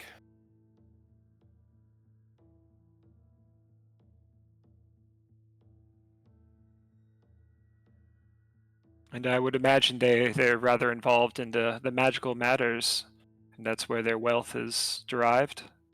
They are enchanters. They are capable of all manner of very expensive procedures. much of which is accomplished on site, as far as I'm aware. They sell their services to a great many people in both the Diamond District and those who can afford it elsewhere, which is not many. As I understand, it is a very fruitful thing to engage in, but also very crass. They place powerful objects in the hands of those who might misuse them purely for money.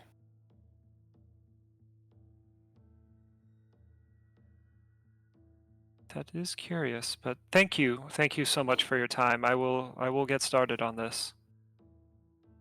My appreciations. And then I excuse myself. All right. In the meantime, Nixie, Mm-hmm. you're going and checking in with your captain. Well, the captain Yep. who's overseeing your particular operation. Not really your captain, more just someone that you report to from time to time. Mm-hmm.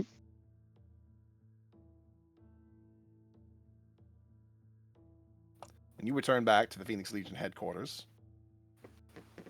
going through all of the various different security protocols and rigmarole and whatnot. You find yourself in front of Captain Eleanor Thorne. Yes. Nixie, it's been some time. Have you news?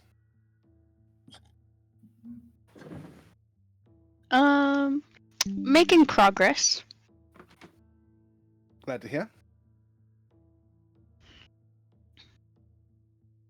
Do you have any updates on things as I've been working? There's a terrible way to phrase it, but I can't think of a better way at the moment. You mean, have we figured out anything that might help you with your job? Yes, or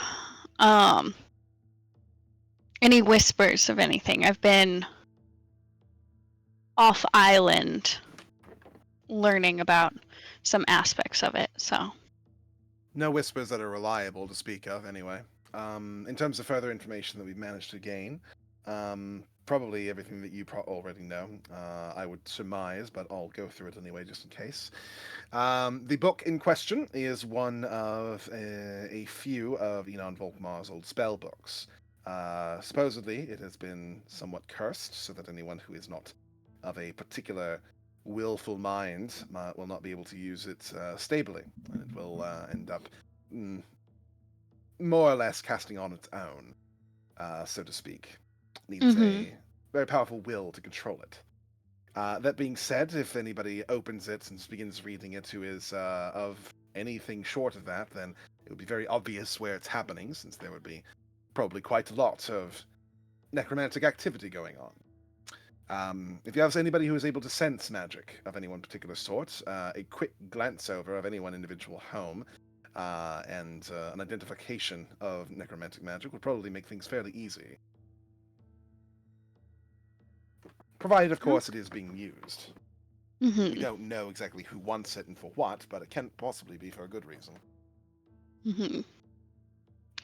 I have a lead in the Diamond District. Is my pass still active? It is. Why? Just so I can gather more information before I bring things back to you guys fully. Yes, you are more than welcome to go in and out of the Diamond District as you please, provided you keep your pass on you. Of course. Are guests permitted under my pass? I can't recall. No. Okay.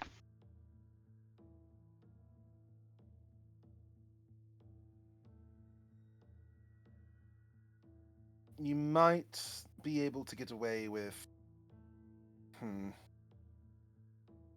You could share the pass to the people at the gate and have someone with you if you were to perhaps convince them that...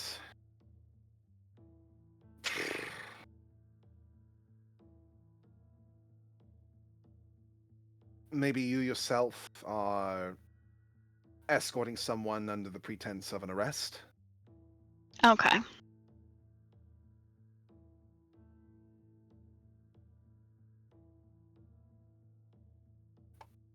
Okay, perfect. Thank you.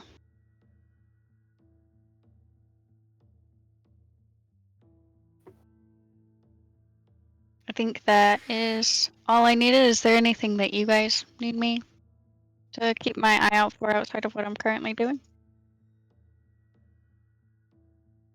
That's all that I have in mind at the moment. This is more or less a top priority, so the sooner you retrieve it, the better. Excellent. I will get back to it.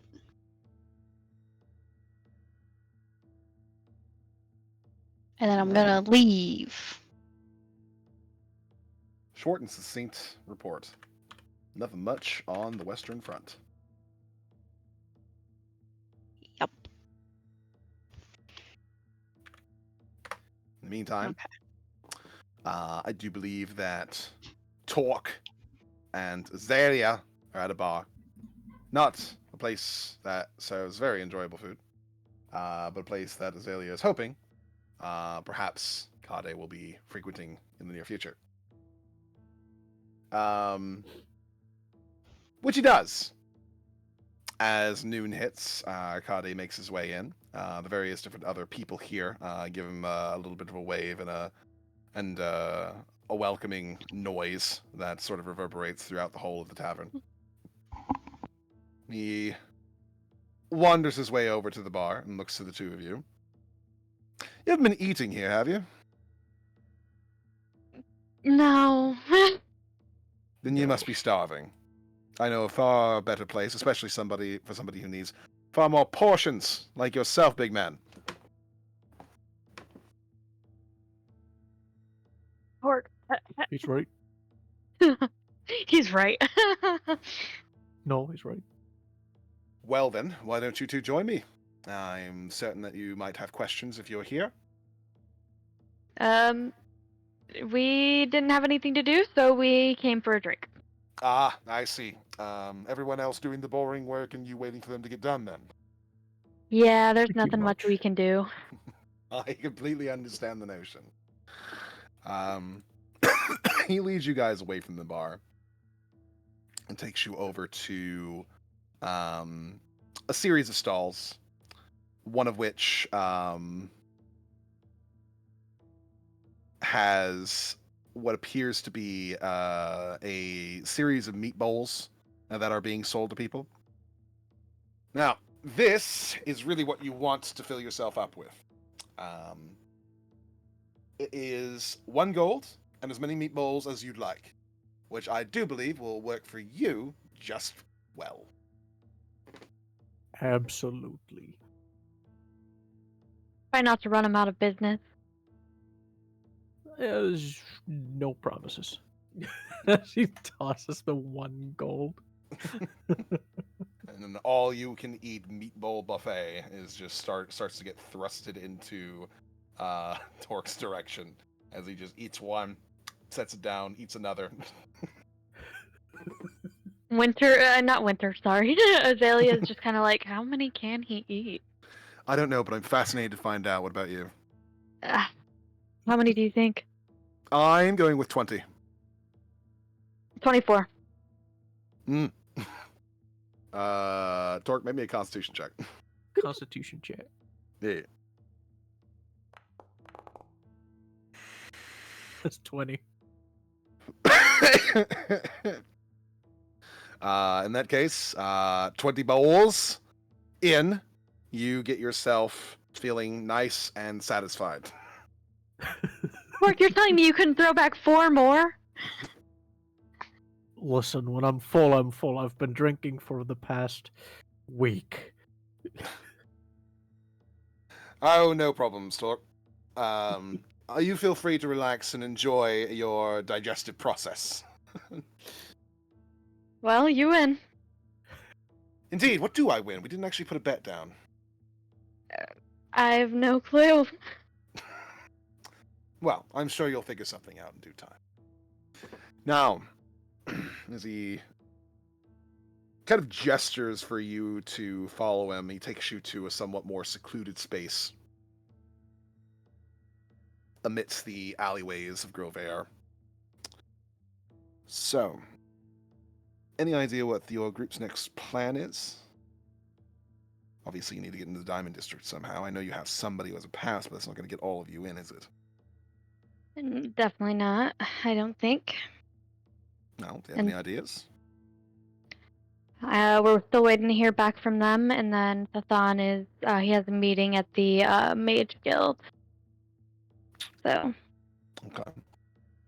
Well, speaking as somebody who's studied the place and he's not allowed in plenty of times before, not all of your group is exactly black hole.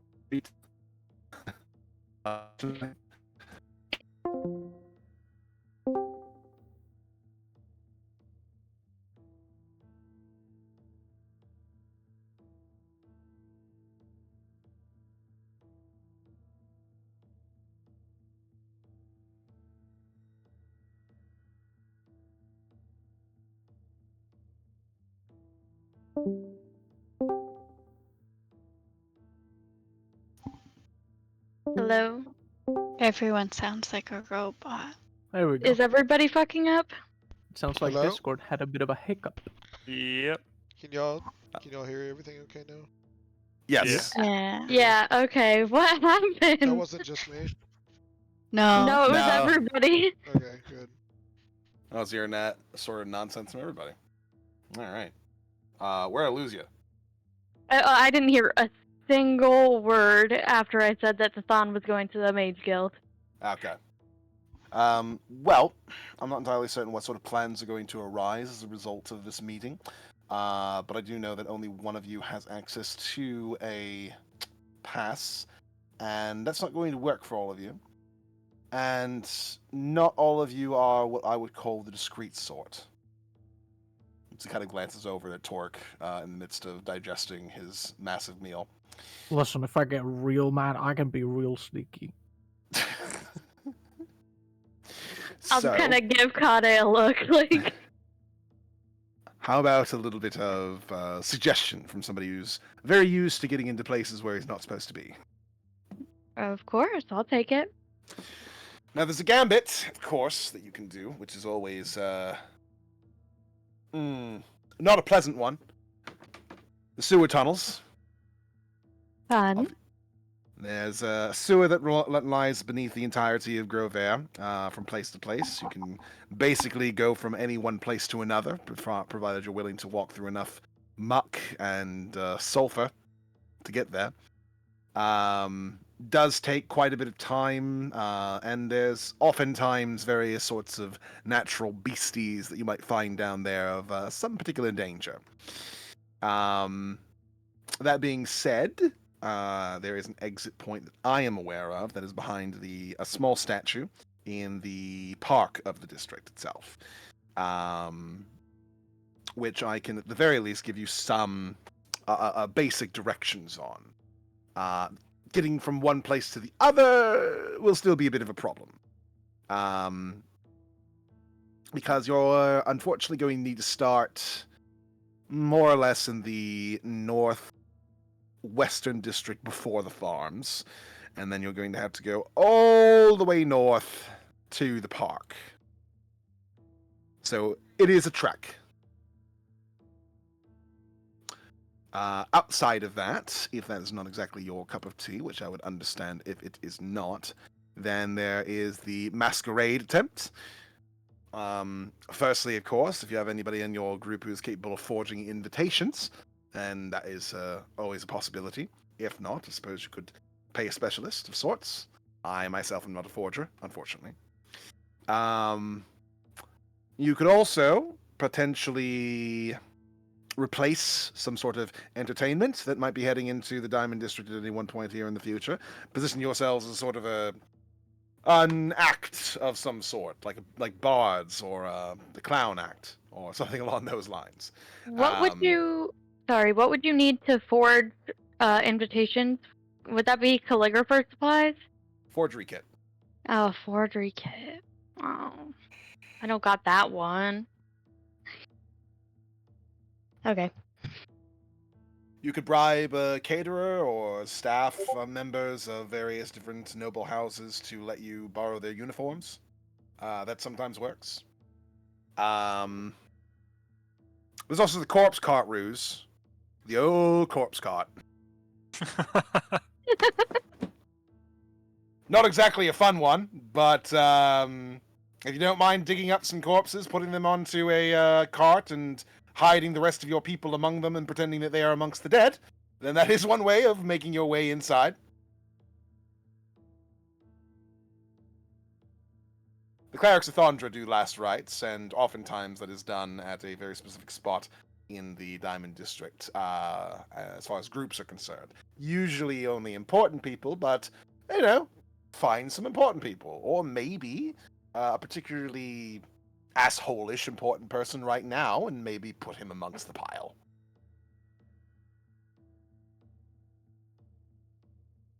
Let's see. Beyond that, there's also the old bribery trick. Very basic, very straightforward, also expensive. The Phoenix Legion are notoriously difficult to make bend in this regard. You probably need a good few hundred gold to get all the guards to look the other way. Jesus. That being said, perhaps you could bribe a lesser Phoenix Legion officer and get some fake passes, or quote-unquote legitimate passes that were not necessarily sanctioned by anyone else. Something like that. These are all options. I'm hoping that any of them might be helpful. I'm sure one of them will come in handy. You're looking at me like you aren't in the mood to discuss work right now.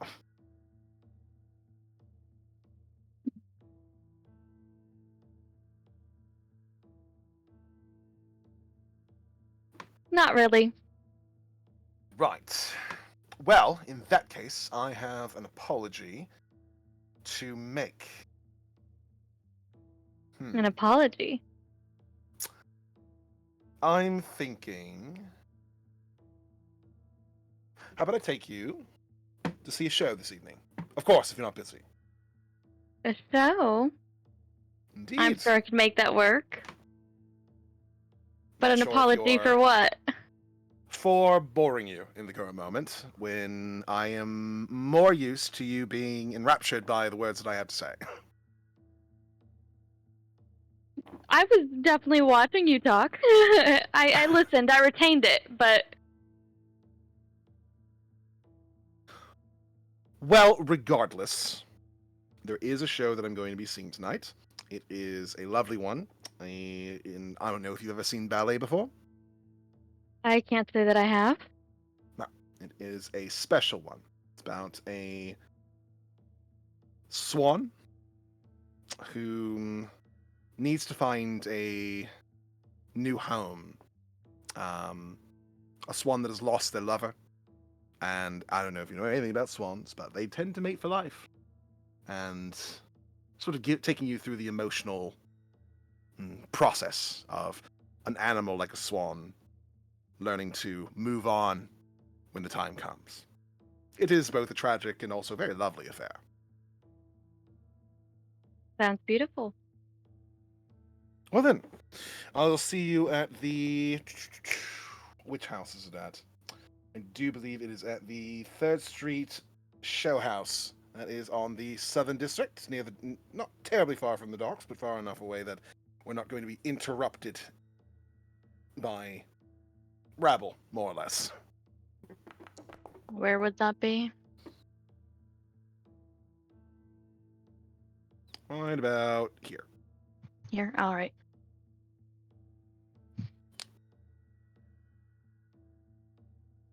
He takes out something from his pocket and hands it to you. You're going to need this. This is a ticket to enter. Obviously, if you arrive before me, or if I arrive before you, or anything along those lines, there is going to be a line to get inside. Okay.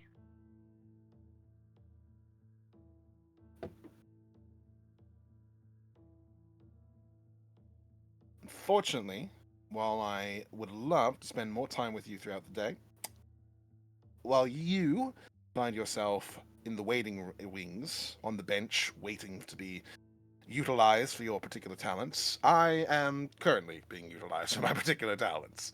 So, I shall see you this evening, okay? Sounds good.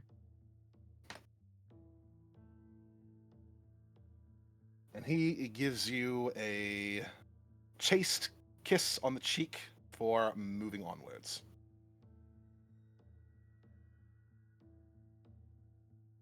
They'll kind of just like smile and wave at him. So, all that being said, various different people performing their daytime activities, having their meetings and such. We have information to share with the group as you all contract back together. And potential plans to make.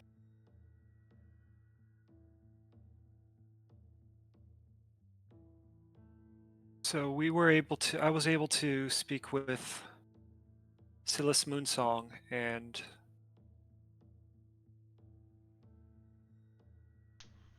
if we can find a certain person, she'd be willing to spend some of her very valuable time scrying out who might be able to be who's involved, and giving us some much needed information on recovering this tome and any other artifacts that may have been stolen.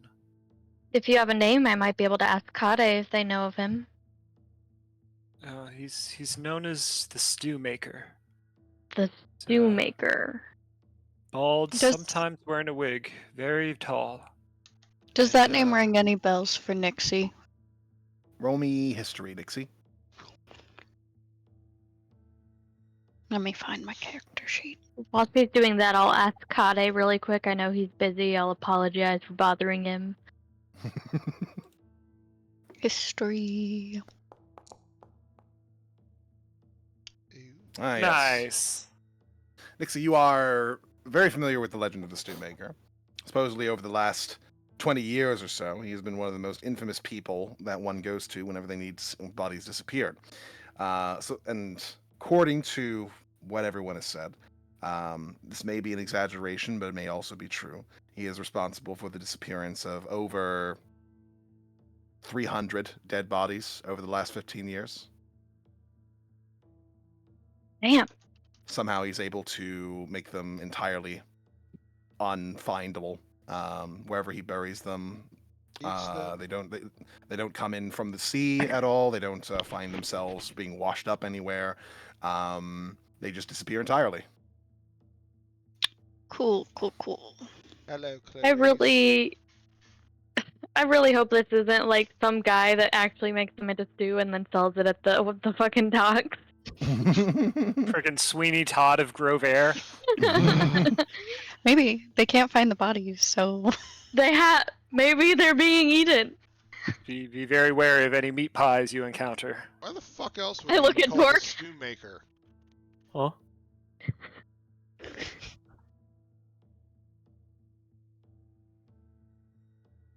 What'd you ask, Nippo? I said, why else would he be called the Stew Maker?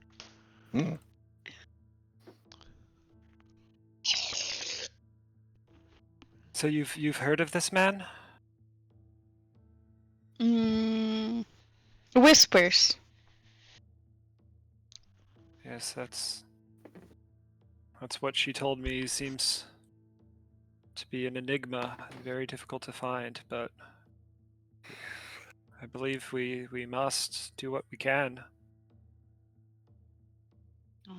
Did you hear anything in prison, Savant, about this dude? Oh yes, I was in prison. You were in prison? 100 years. Do I need to roll?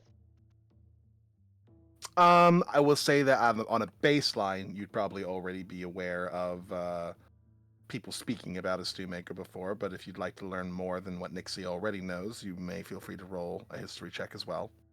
History. His bunkmate was a cousin of the stew maker.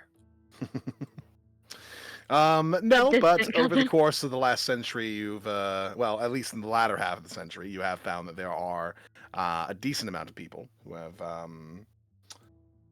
kind of cursed the fact that they didn't employ his services, more or less.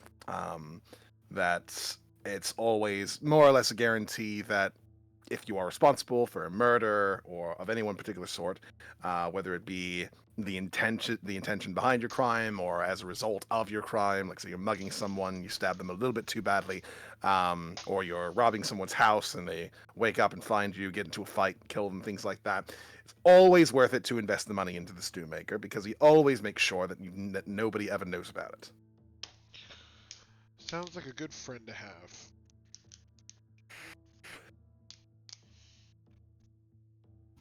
Did anyone give you his card? Learn how to contact him? Probably not.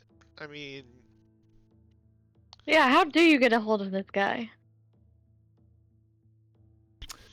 Well, since you've asked the question to Kade, Azalea, he doesn't know a lot about the stew maker, mostly because everything that he's heard is rumors, and he's not too keen on rumors. He knows how much that can be manipulated amongst people. He's not 100% certain on the exact method that you contact him. However, supposedly, if you are in need of his services, then you can utilize a messaging network amongst a group of criminals known as the Driftwood Boys. Yep. Supposedly, they handle courier services to the underground areas and let specialists know when they're needed. I relay that information. And then I also relay the information of all the ways that Kade told us that we could get all of us into the Diamond District.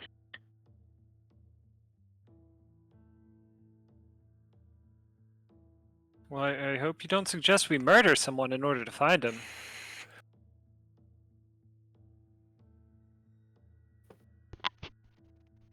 one of us could act like we died.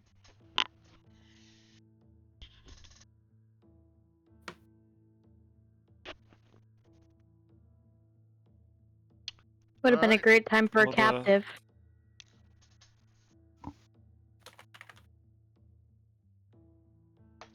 I mean, What, Harold? I'm just He- saying. Oh, did he have a He name? was so helpful. He's also expendable. dog, we literally killed every other one of them. Let's not, like... You mind spiked Well, like 4 we of didn't them. know their names. We didn't know. Now that I know his name, I can't possibly. He's been humanized. I mean, this No would more give him human like than a a goldfish. purpose. So we need to find a way to first of all to find this this stew maker, but we also need to find a way to capture him. This Hmm. dude do regret sounds my recent legendary as studies. fuck. I mean, I think capturing this guy is gonna be really fucking hard. Will be hard, but Silas did. She did say she wanted him captured, not killed. She has some connection to him, but she's never not been able to find him. What did she offer up in exchange for him being captured? Her skills as a divination wizard. She's a magister of the arts, and when focused, the knowledge that she could provide is quite profound. She told of the calamity that is on the horizon if this Alright. book is not recovered. Does And I wax poetic about the undead hordes and all of that. Savant know anybody that he was in jail with or prison with that used him? Some kind of connection of. I'm going to roll something high or low. I'm gonna say low.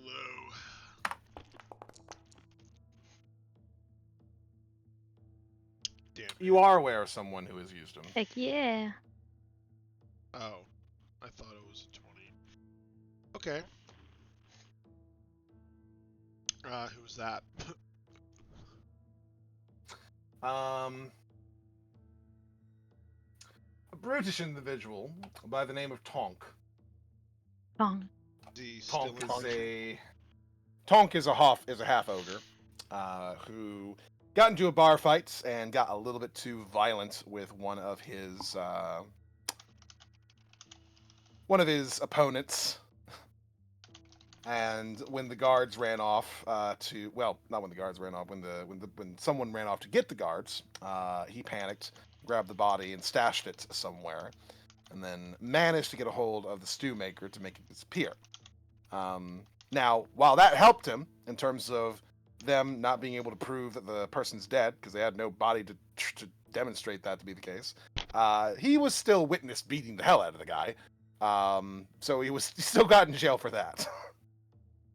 Is he still in prison or is he out? He is out at the moment. When did he get out? Before or after me? Before you. How long? How long? He was in prison for maybe about 5 years for assault. All right. So, what do I know about him? Does he live in this area or? He's a bit of a drunkard. Does a lot of basic security work for anybody who is willing to hire a guy who's just kind of unnaturally big. So usually does bouncer work for anybody who doesn't have a gang that's already looking after them. Anybody who's trying to remain independent. Okay, so this would be for bars and clubs or of sorts. I mean, yes. So, Torque, do you know anybody named Tonk that usually works at bars? That's a half ogre? I don't think so. Torque's new here. I don't Are you know. just Seems like asking 'cause he's he's mentioned big? every fucking bar. I think Not it's only yet. 3 bars. He's only been Not to yet. 2. I thought it was 3. No, It's on- that's his aspirations on his list. Yes, Yeah, it's bucket Yeah. list. Yeah, I've the one we I've met visited- at, and then yeah. the one we beat everybody up at. I visited one bar and then the spit hole that where we were recently. Mm-hmm. Alright, well, he So, does basic security Still work. missing. What are all the places where you could find someone doing basic security work? Has Nixie seen a anywhere. half ogre guy anywhere? Yeah, I'd probably say so. Hmm. Oh, would I think that he would be working the ballet? I mean, it's a possibility. I'd be like, so, Wait, brothels! by the way, I got a date today. It's at the ballet.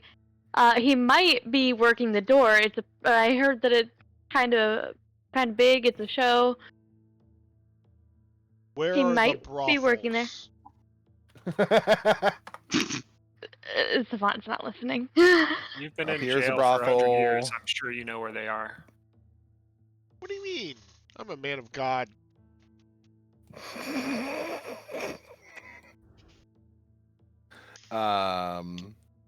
So if you're looking for brothels, up here is a brothel. There's also a bunch of smaller ones that are kind of dotted through the town.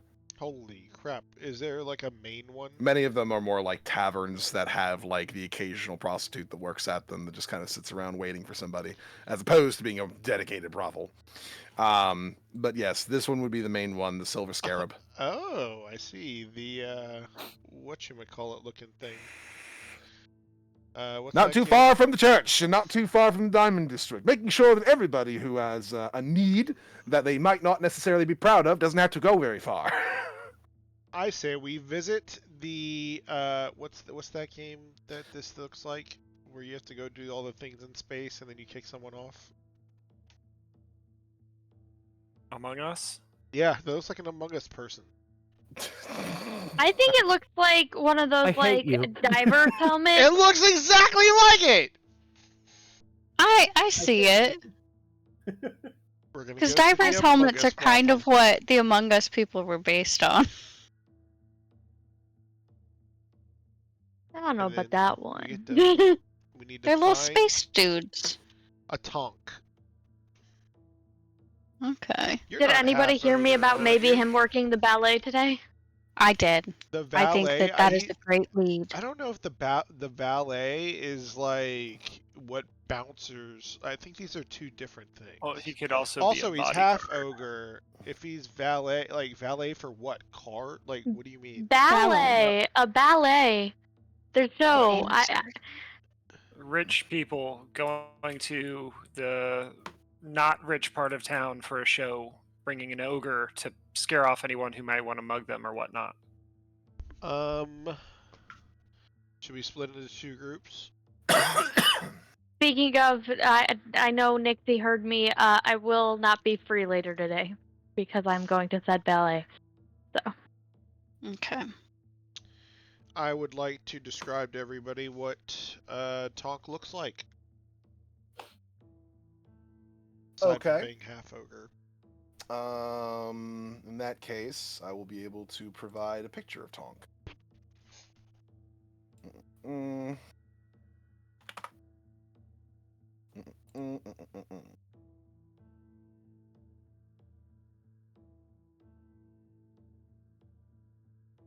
I do believe it would be this one.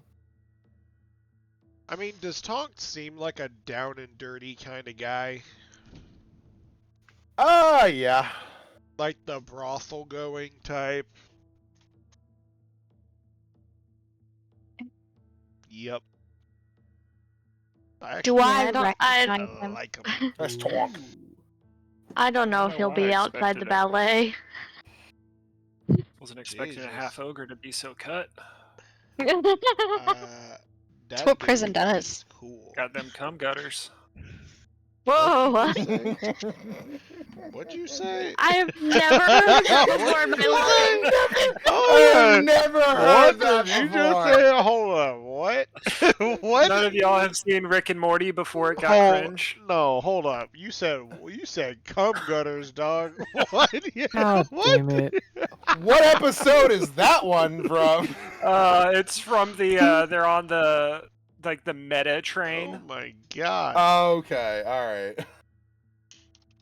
Are you talking about like the V? No, his pecs. Not his pecs, his abs. Yeah, cum gutters. You They're can't being even. so. You can't even see it.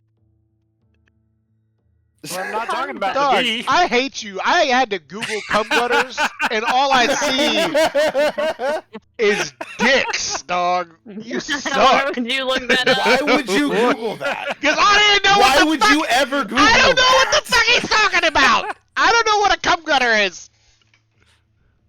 I don't know if he's coming through clearly for you guys, but he was responding just really loudly.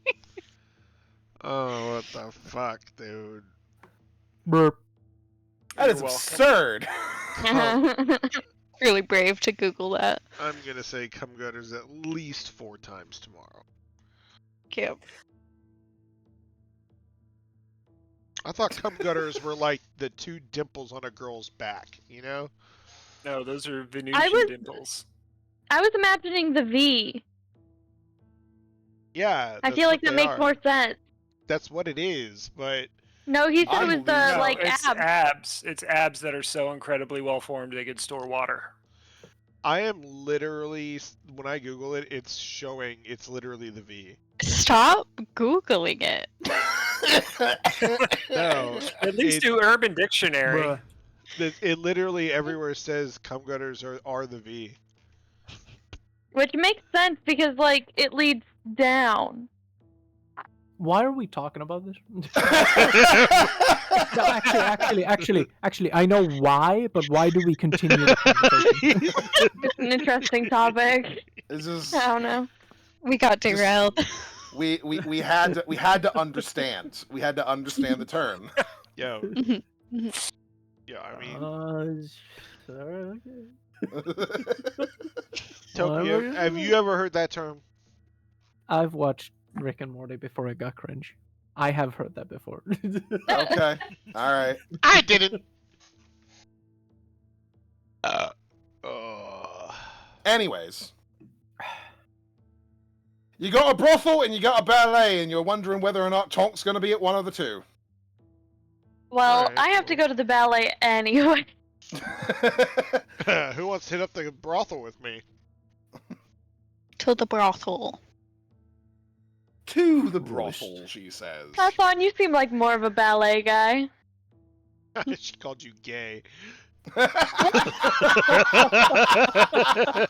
That is not what she said. No, I mean he's well mannered and Fathan, you seem like a gay guy. intelligent. Just not about the. I See? can understand why some people will pay for companionship, but I'm not one of them. Oh my god. Void he is gay. bars. Alright. Who's coming with me? I mean, guess Nixie like, is. Yeah. Yeah, I already said I was going. I think it's you, Nixie, and Torque, and then me and Thathon Yeah, in are going case to the on the- ballet. The Torch off will have chance there is an blues. ogre that gets ornery at the ballet. I don't know if Kade where are and we Azalea. on the map? You guys stay here. Oh. So are there any bars nearby as well that are like pretty big? Yeah, I mean, right now the place that you stay at has a bar on the bottom floor. Right. So like I mean like places that are like the biggest bars, I guess. That like Taverns, that have a lot of- taverns. a lot of like rowdiness. Well, as far as rowdiness is concerned, that's definitely going to be on the outer perimeter of the city, generally near the actual like dock workers, because those are the guys who tend to get the most uppity. All right. Well, let's get to looking. We'll find them. I don't think Torque's interested in checking out the brothel. I think he's interested in trying to and doing a nice little walkthrough of every bar he possibly can in one night and see if he can't find himself a Absolutely. gray half ogre. Absolutely. That Okay. sounds like a great plan. Just Torque. remember what he looks like. Torque will go to all Gray the half bars. ogre. I don't think it's that Torque, hard to Torque. remember. You have to leave the bar and go to other bars when you don't find him, though. I'll get a drink and I'll go to the next one. He does Okay. have his own mug. All right, me and Nixon will check out all the brothels. All of them. Well, we'll start with the biggest ones and work our way down. Me and Thathon are going to go to the ballet, and worst case scenario, if he's not there, Thathon escorted me. That way I got there safely. As if you need. Hey, I don't need the help, but a mind spike is pretty useful. And then we have a dead body that we can use Oh to god. lure. You thought it was an Is this innocent why thing, you but brought you're me actually along? there to murder someone. No, but just in case it happens. I mean, Azalea's just saying that if she's out here looking all pretty and stuff, and some assaulter decides to try and victimize her, then that works just as well as any Again. other in terms do of you- making a body. Do you not remember the first time we all met? I was getting assaulted and we made a body? A lot of bodies. Yes, A lot of bodies. we made several. I'm very interesting looking. I draw a lot of attention. Interesting looking. That's what someone who's not attractive says about themselves. At the very She's not least, I'm vain. interesting looking. She's not vain. You can tell I've got a lot of character. And I mean, she knows that she looks different than most people around here, and she catches everybody's eye. Oh boy. So yeah, you guys head off in your various different directions trying to find Tonk. So I'm going to say, as far as the Silver Scarab is concerned, this wondrous place of decadence, Nixie and Savant find a couple of guards outside, but they are of a much more subtle nature. Kind of just dressed up in formal clothes, with what appears to be blades at their sides, potentially leathers underneath to give them some armor in case something does happen. This place definitely tends to veer on the side of formality, which definitely makes sense as you're kind of going through the place and seeing the interior security and how that looks as well. A lot of these guards are trained to be seen but not heard, but also not front and center. The whole place smells amazing, as if it is regularly sort of spritzed, is cleaned and polished and such to ensure that it is of the most pristine possible nature that it can be, considering the nature of the actual business itself. A couple dozen various different scantily clad ladies making their way through the entirety of the establishment, finding people who have made their way in and attempting to convince them of various different types of illicit activities to engage in. With a madam who appears to be keeping an eye on all the various different customers as well as her employees. When the two of you come inside, she approaches and gives a bit of a clap. Oh, hello there. This older lady, probably about in her later 40s, frizzied hair, a big billowing dress. Two of you look very interesting. I wouldn't expect people like yourselves to be approaching our establishment necessarily.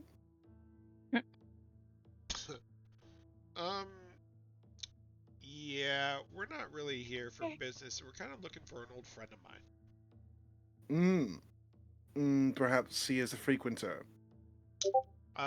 Possibly, but I know he does, bodyguard work. It's a possibility. Perhaps he might be hired from here and there. What is his name? Tonk? He's a half ogre. Oh, a half ogre. Well, we certainly wouldn't have someone of that particular stature guarding this particular establishment. No offense intended to those of the exotically shaped, but it does tend to distract from the point of the business here. That being said, it's a possibility that at least one of our girls has managed to obtain his services, going to and fro home, if you understand my meaning. So you're gonna ask them? I suppose I could, but what's in it for me? I can tip you. How much is that information worth exactly? How about 10 gold? Oh. Very well.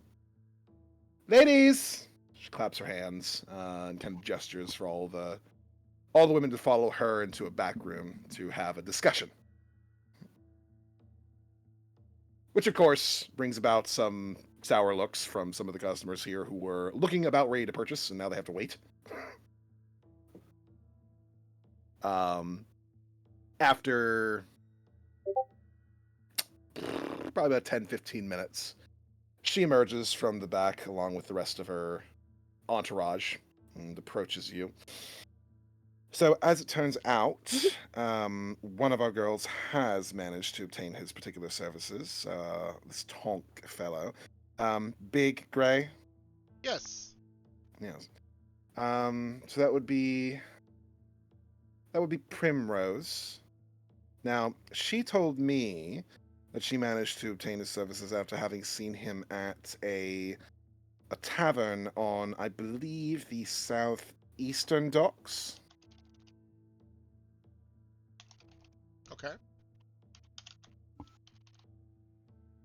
I asked her the establishment in question, and I do believe that she said it was the Nail Biter, is what it's called. Supposedly it has a bit of a fight pit inside. Neat. That's amazing. Thank you. No problem. And thank you for your services.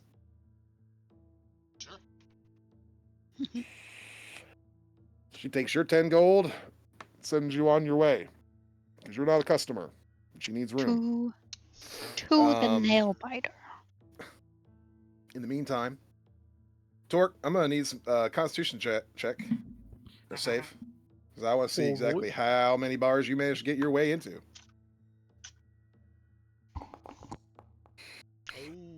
Very good. 21. 21. Torque, you are fucking killing it as far as these bars are concerned. Just zipping through, going in, getting a shot, looking around, asking anybody if they've seen a gray half ogre. When you get a negative, you just move on to the next bar. And you make your way through a good solid dozen, still having taken a shot at each one, keeping yourself nice and loose and flimsy. When you find yourself making your way to the nail biter,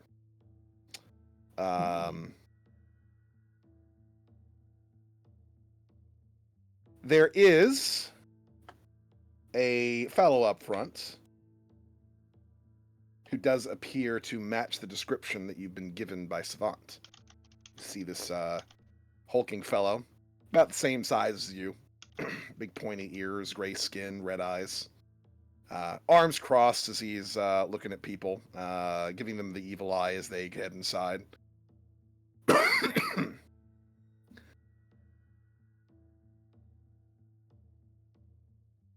At this particular point, you are only slightly tipsy. Right. So he's here. Oh, what did they want him for? Oh, fuck. Shit. What was I doing here? We didn't cover that part in the meeting. We just said we gotta find a guy. Yeah, yeah, it's just like, they told me to find him. I found him. What did we want from him? How far away are Nixie and Savant from We are from this place? running. We did mention that he needed to be captured. This While isn't we the were stew discussing. maker. Not as a Tonk. note. Oh shit! Yeah. No. This is just Tonk. This is a guy who uses services. You're just Yeah. double checking how to make that happen. This is Yeah. a buddy I of don't mine. know. It had something to do with soup. He looks at you What? as you're kind of like staring at him Stew with like maker. you're just examining him, and he's just staring at you back, going, "Folks, your problem, then, mate." We're gonna I approach and they're have gonna be in a no fight. idea Damn what you it. just said. Savant and Nixie turn the corner and see you and him staring each other down. When we turn the I corner, did not catch that. What was that? when we turn the corner, I yell out Tonk while she yells out Torque, and they both turn to us. As a note, he said, "The fuck's your problem, then, mate?" That is the word that he used.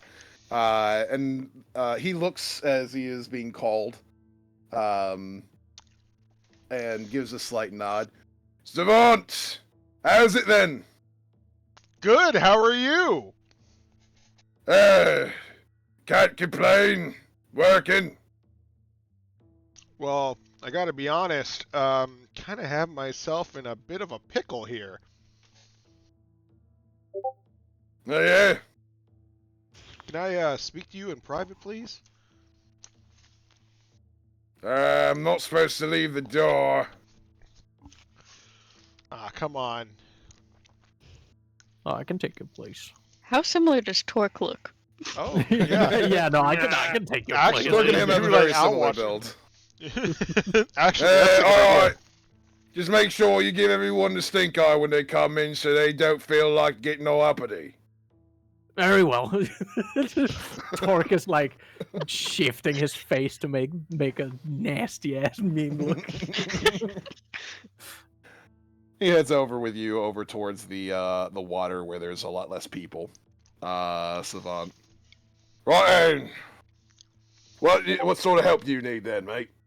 Well, I've I believe I've probably told you about my partner Nixie. This is her, when we served together, and we kind of have ourselves in a bit of a predicament, like you found yourself before you came into prison. And I remembered how you contacted someone called the Stew Maker that helped you, solve your problem. And I was wondering if you could help me possibly contact him. Suppose I could.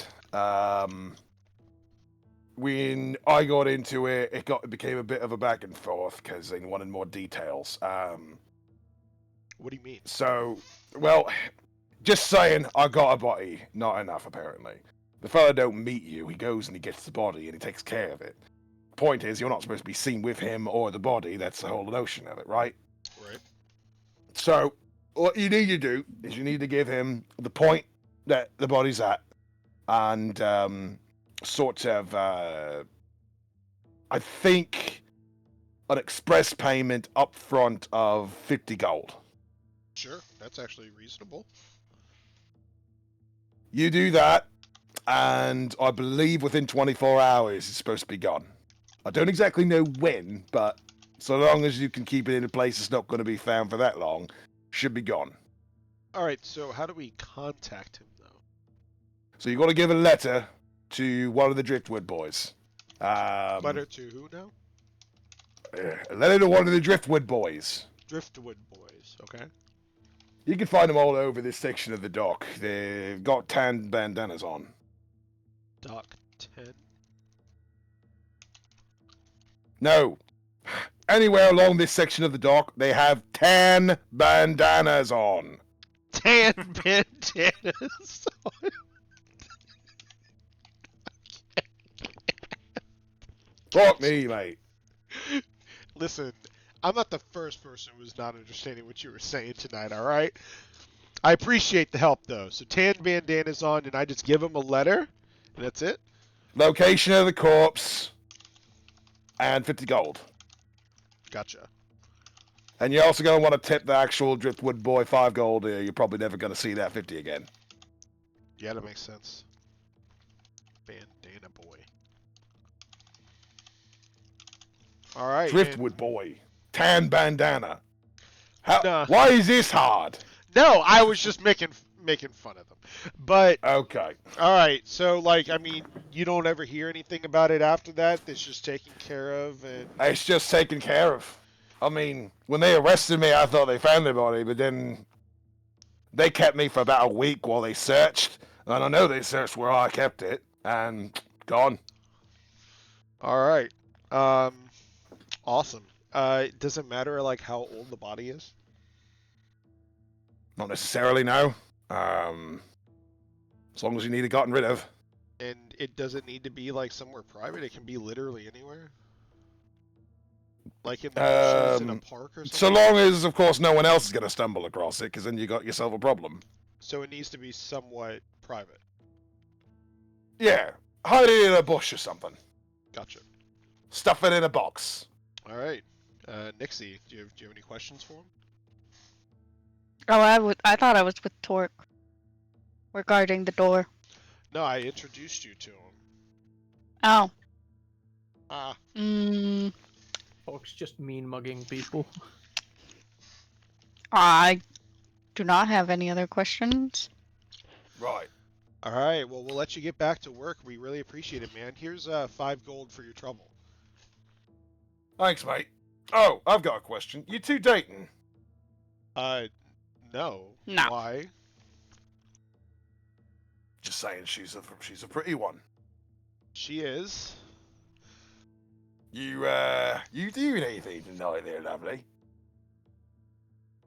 Do you want to get shot? No. It's gonna stay that I'm not doing anything tonight unless you want to get shot. I need target practice.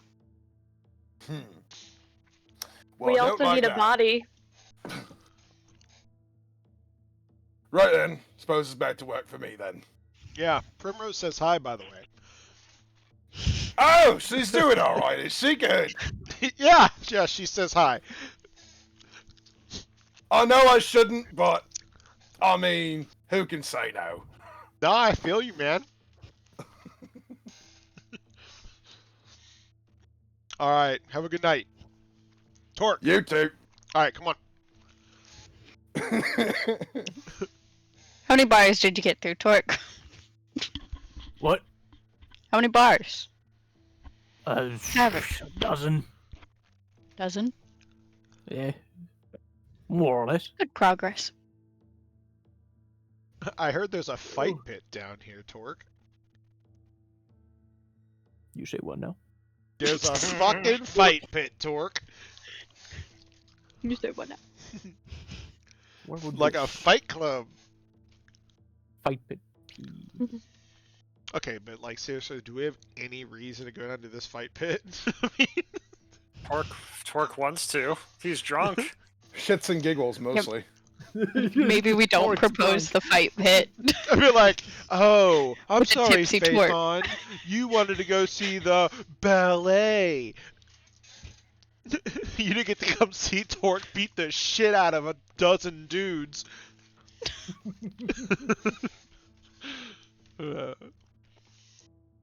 you want to check it out? Yes. I guess into Wonder the what fight you pit win. we go. What? Alright, I guess we're gonna go in and check out the fight pit.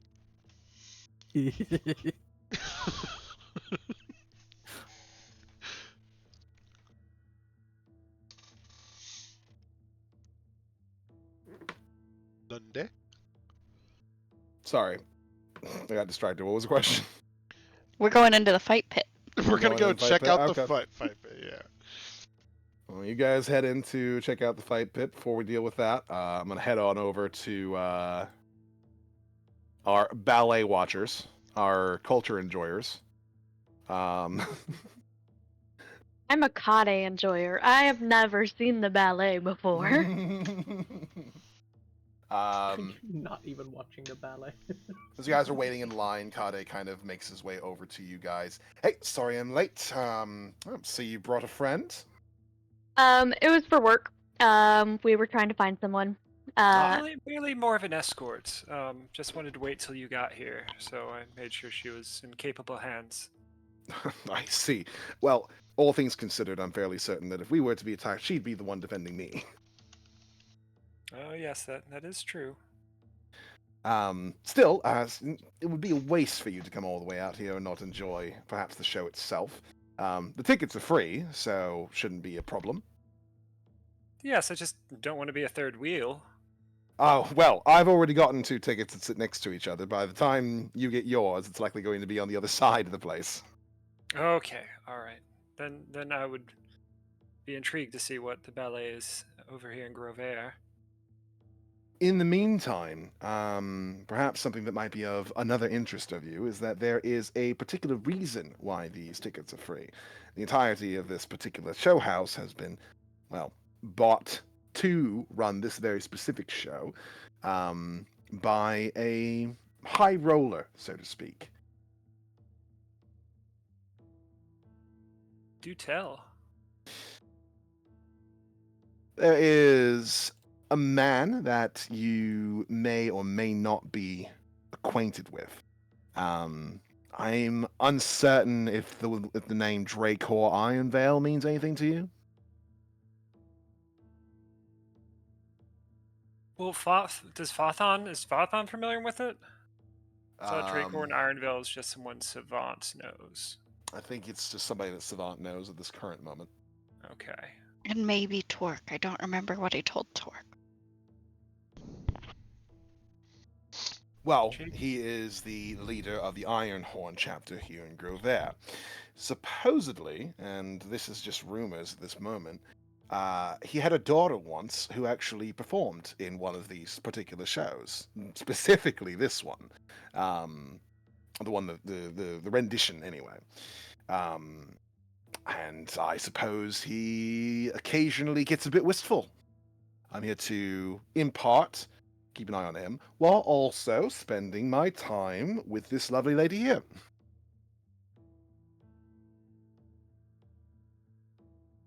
But if you're going to be here anyway, maybe you wouldn't mind maybe keeping an eye on him if you're closer. And then I can spend all of my attention on both the show as well as my company. Well, if circumstances arise, if it is serendipitous, then I will do what I can. What exactly are you meant to keep an eye on? Just to see kind of how he acts. We want to see exactly how true the rumors are. If he sits there and he looks bored, or if he looks annoyed, or anything along those lines, then perhaps there's another reason why he's decided to do this. Maybe it's a front for something. But if he sits there and he looks uncharacteristically wistful, then maybe there's something to it. In which case, we're interested in finding out who his daughter was. I will do what I can. While I am quite versed in subtle magics, I'm not quite as well versed in subtleties between people, but I will, if he's near me, I will pay attention. Fantastic. It's difficult to miss him, honestly. Big old brown horns with silver embedded in the front of it. Red eyes, big pointy ears. Tends to wear a cloak. Tiefling. Tends to stand out in a crowd. I will keep my eyes peeled. Fantastic.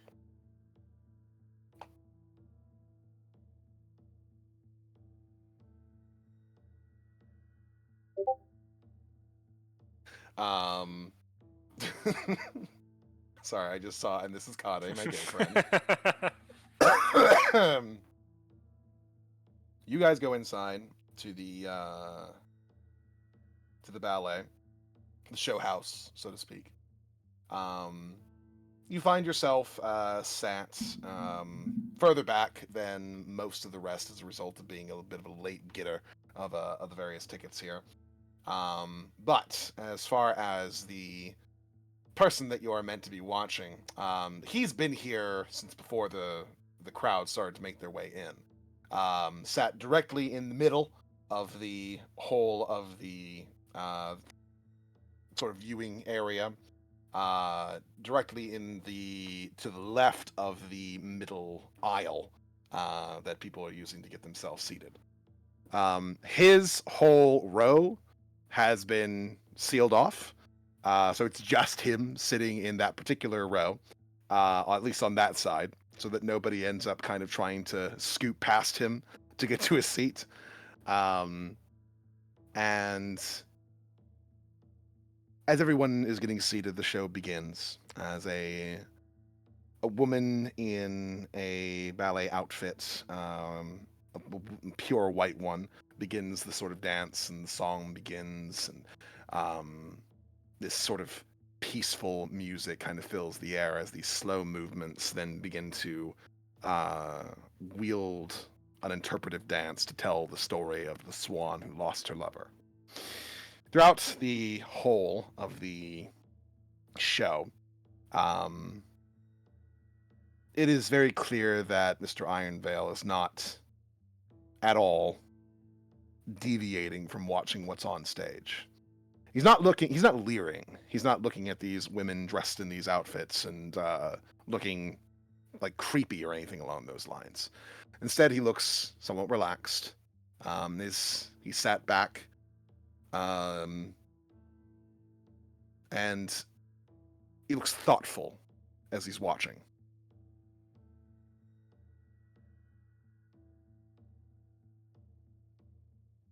Not entirely certain, Azalea, how upset you might be about Kade paying a little bit more attention to him than you during the course of the show. It's fine. I'm gonna grab his hand and I'm gonna hold his hand. He'll look to you a little bit apologetically as you do so, and then after a bit he just kind of relaxes. Honestly, I think I've established the purpose of my mission. Well, don't worry. Rest of the night, you have my undivided attention. I promise you. It's okay, I promise.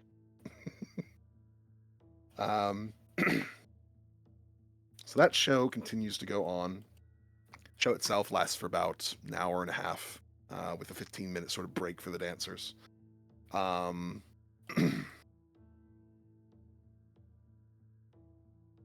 Meantime, Torque, you get brought into the nail biter, and you decide it's time to get yourself down and dirty. There is what appears to be a relatively sized fight pit, enough room to maneuver anyway. That stands to the northern center stage of the main area here.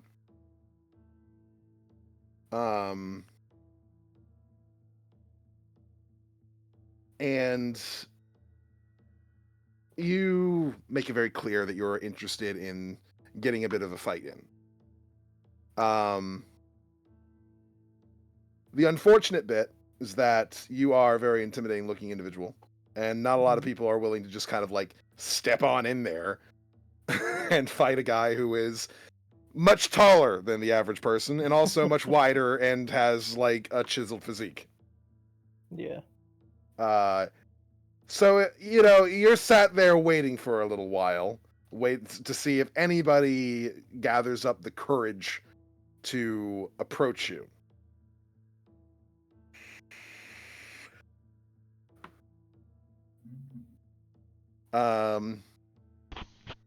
Me and Nixie are watching, and we're kind of like standing next to each other, rubbing against each other, like kind of like giddy, just excited to see what happens. Rubbing it against each other. Yeah, I took that one out of context. No, like our shoulders in next Not to in each a weird other, way. like, and we're just Shoulder rubbing, like yeah, like yeah. Thank you, Lundy. What the fuck? I get ya. Don't you worry. I did have somebody, and I'm upset that I don't now. Is it another portrait? Does he that's have some admittedly- insanely good legendary ability? No. That would be funny if it is the same guy. No. We're not that high level yet. After some time, someone does step into the ring. Ooh. This fellow is an elf, from what you could tell. Very slender, long, sort of almost pure white hair. He wears loose clothes, what appears to be a sash over one of his shoulders. And he does not appear to be armed in any sense. He steps on the other side of the ring and puts both of his hands together and performs a bit of a bow as a crowd begins to form around the fight pit. Someone's like, someone's going to take on the big guy, apparently. All right, let's take a look. Let's see what happens.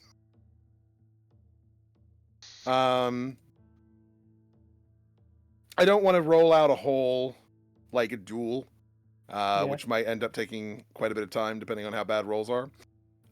So what we're going to do is basically a GCC, a general combat check.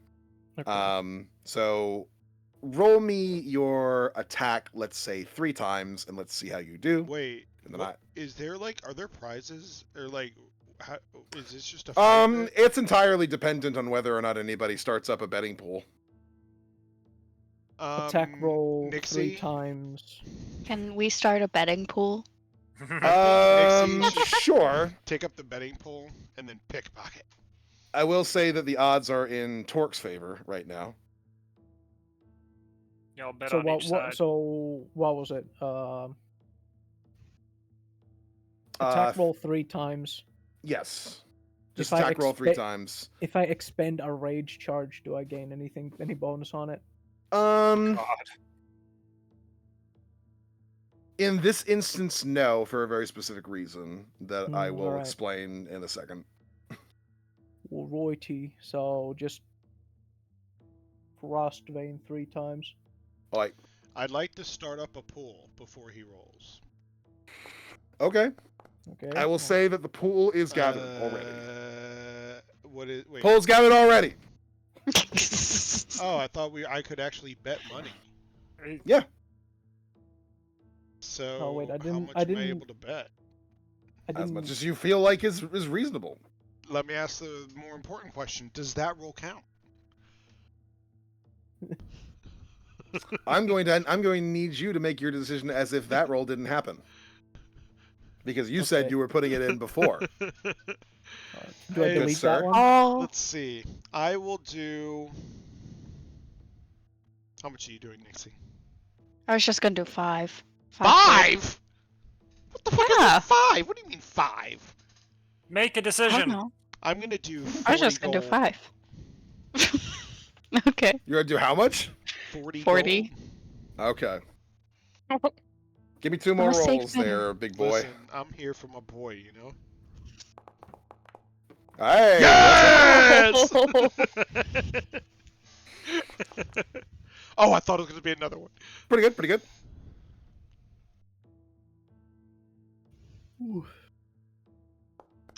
Oh. Now, the reason that it didn't count your rage anyway towards anything is because he doesn't do physical damage. So you wouldn't be able to deflect anything. That being said, True. while he does seem to take you off guard with his strikes that appear to be very light to your body from the outside perspective, but seem to do much more substantial amounts as far as you're concerned. You even find yourself being knocked on your ass by his first strike. You get your shit together and decide this skinny little fucking elf bitch is not going to get the best of you. Yeah. And you start going ham on him. He manages to defend himself fairly well in spite of your main sort of overwhelming attacks initially, but you immediately put him on the defense. And then by the end of the fight, you have him kind of like wrapped up in your arms, like squishing him as he can't seem to get out, and he kind of like taps on your arms like, I give up, I give up. Hell yeah.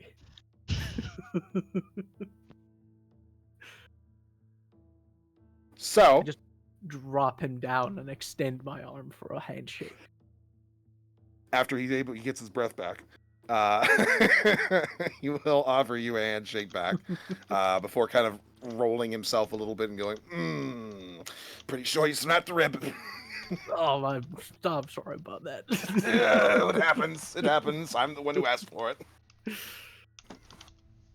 In terms of the betting pool, because the odds were already in Torque's favor to begin with, you do not make a lot of gold off of it, but you do make some. So, as far as the 40 gold bet is concerned, Savant, you make an extra 20 back. And then that is going to be 7.5 altogether, so 2.5 back for Nixie. Sweet. We. He said sweet, I'm pretty sure. I did. I just heard we. Me Oh, too. How Sweet. how much is 0.5 gold? 5 silver. 5 silver. Okay. All right. Sweet. So,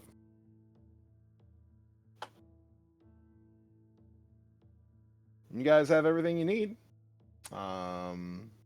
In terms of information, Torque got himself a fun fight. Nixie and Savant made a little bit of extra gold. Savant kind of needed that extra gold because he paid like 15 of it already to people to give him information. Made my shit back then some. Mhm. You know what? You I'm do gonna give- pay before being like, do we want to go halvesies on things? Nah, listen. I'm gonna give 5 gold to Torque because he made me my money back, and I'm back to a cool even 600, just like I had at the beginning of the night. Wait, what? He's giving you 5 gold, Torque. Dog. Awesome. You I'll won this take shit it. for me. Hell yeah. Boom. Oh. All right. We needed to leave before I started betting the house on shit, you know? Yeah. Mm-hmm. Listen, every gambler always loses because they keep stopping before they win.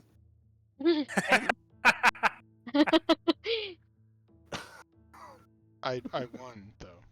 Quitters never win. But you could have won more. I literally won. It's called winning immediately. big. I mean, you came in with the same amount of. You're leaving with the same amount of gold that you started the night with. That's not a win. I won big. Big. Okay. I won bigly. Big. Huge. Big. I won huge. bigly. As far as the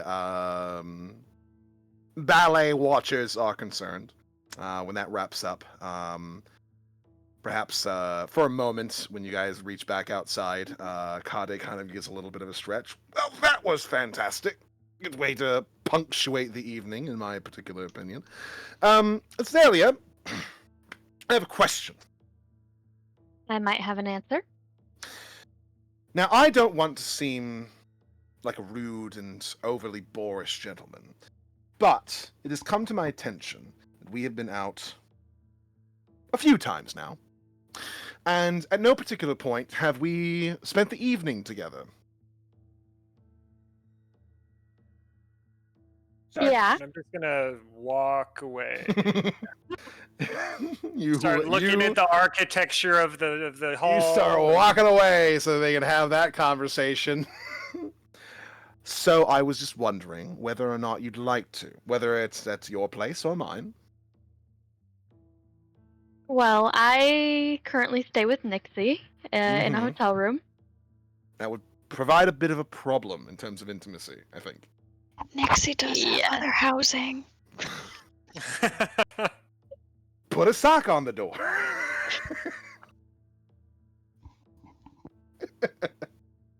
Well, What the heck? I don't necessarily mind inviting you to my place, though I don't live in an apartment. It's also not very impressive, to my mind. Bit of a shack, all things considered. But- At least you have a place. I I suppose. mean, that's- I do too, but it's in the forest. And of course, one day, perhaps I'll see it, but that's a long ways off, I think. Well then, Depends on if you can get a break from work. unlikely, unfortunately. That being said, I do have the rest of the evening off, so would you like to come back to my apartment with me? Or rather, shack.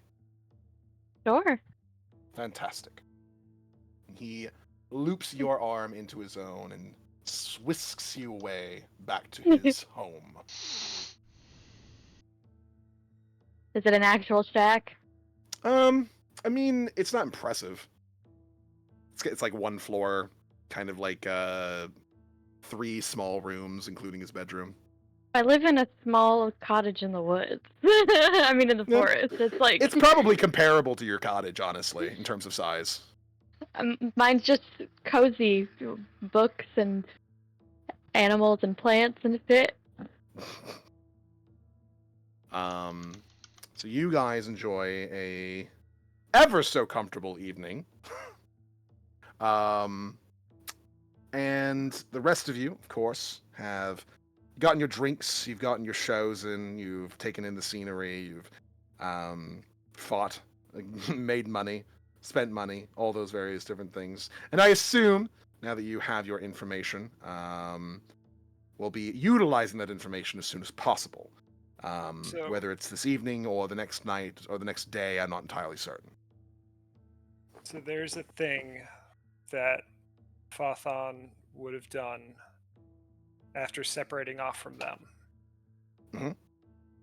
And that would be pulling out his spell book, using a spell slot to cast Augury, to read the signs on if he should try to catch Ironheart on his way out. That's a Or very good Ironvale. question.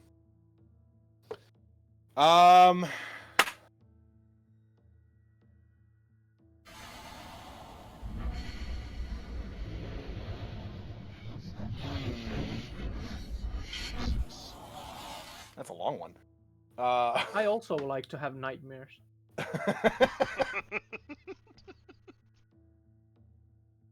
I think that Awesome. because of the nature of the sort of risk of this and the also potential payout of it, it would be misleading, I think, to say either weal or woe, so I'm going to go with both.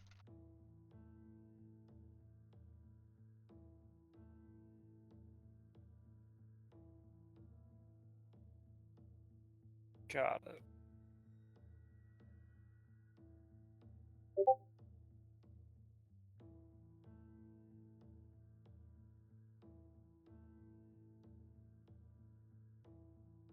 Oh, I can't think of a good premise to go up unless if it was a wheel, so I will let sleeping dogs lie. Why don't you Very just say thank you for the free show? Yeah, let's do that. Okay. You hear a voice in the back of your mind, not anybody in see- particular. You see, as the rest of the crowd is emptied out, Ironvale is kind of the last to make his way out. He's very slowly walking into the street. You see him kind of light up what appears to be a rolled cigarette of sorts as he takes a deep breath and.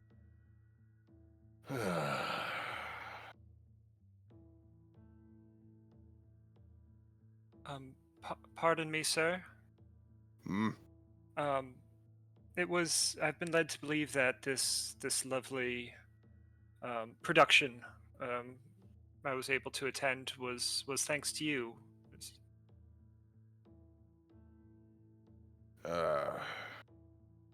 Yeah. Just,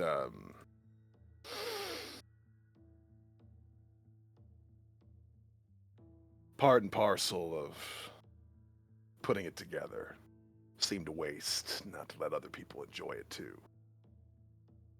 Well, I wanted to thank you. I've come to this town on some quite dark tidings and seen some very unsettling things. Doing what I can to help the city, and this has been a beautiful respite from that, and I wanted to show you my appreciation. I acknowledge that. It's, for the life of me, interpretive dance has never been something that I get all that well. But, I don't know. Something about that show. It resonates.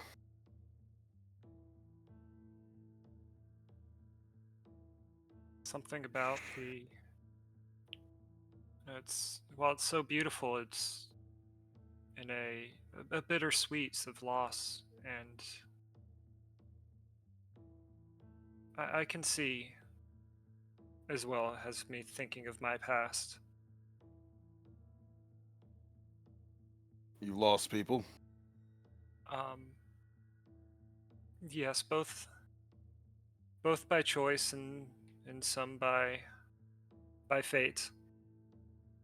I've left someone for a calling, and I've oft thought upon her fondly.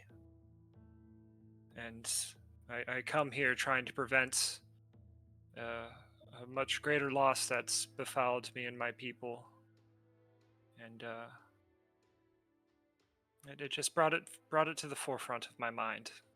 There's something about that specific form of art.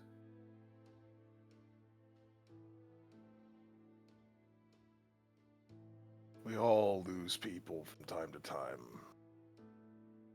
It's a normal part of life. You just get used to it, but there are always people in your life.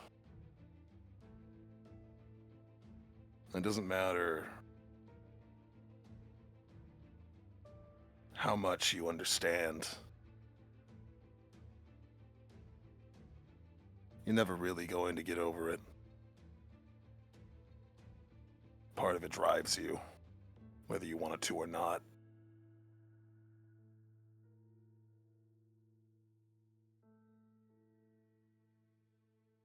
We're all victims of our past. I just try to use the fires that I've gone through to forge me into a stronger person.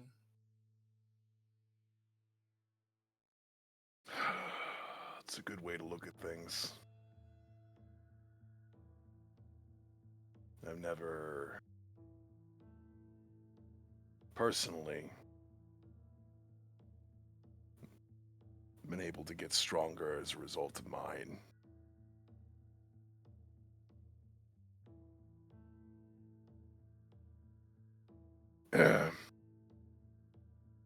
Had a family at one point.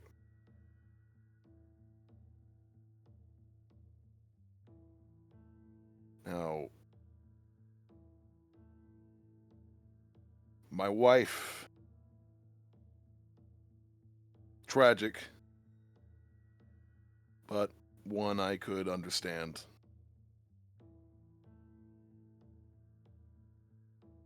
But you know, there's a type of life that I live that makes it always inconvenient to have a child. Dangerous. And you always think, leading up to it, that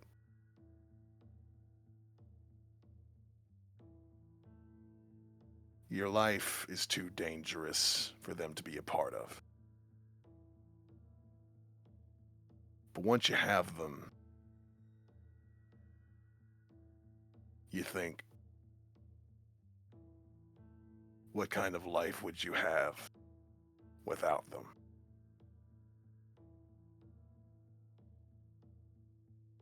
I don't know what it is about kids. But there's just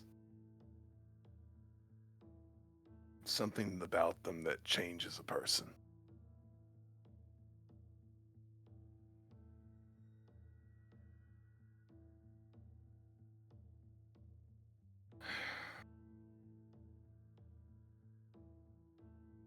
Well, if you don't mind my speculation, but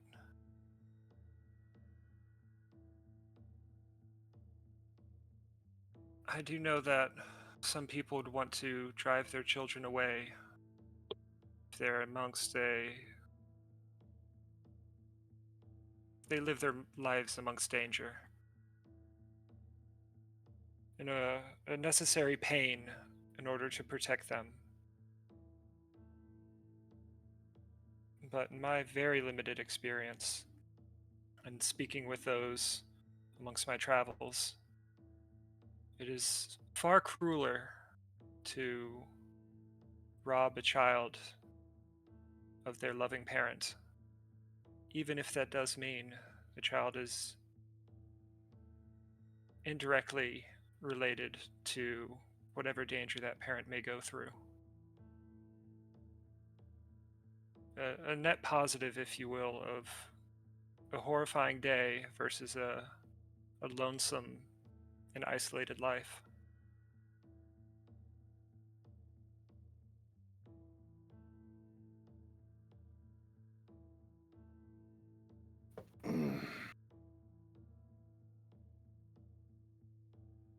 We always live lives for ourselves until there's somebody else to live it for.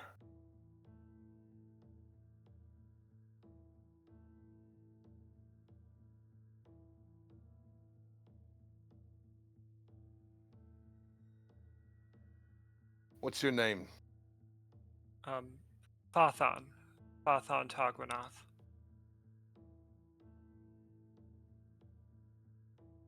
You got a kid? No, there was a girl, who I was quite close to making a life together, but destiny has chosen another path for me, so I had to bid her farewell in order to set on this path that's brought me here.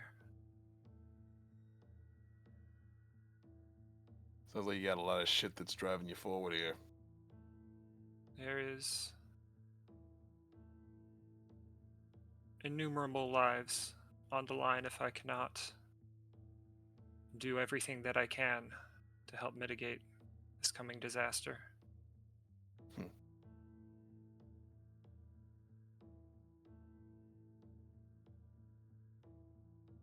Well,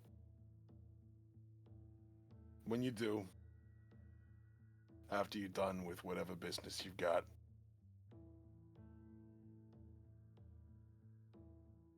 can't recommend it enough.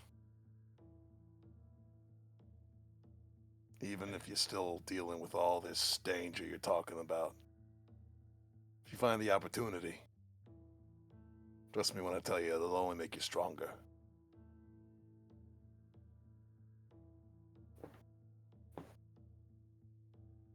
Thank you. I just hope she would still be there for me. And I do apologize. I've given you mine. And may I ask your name, sir? I just merely know you as our benefactor, or the benefactor.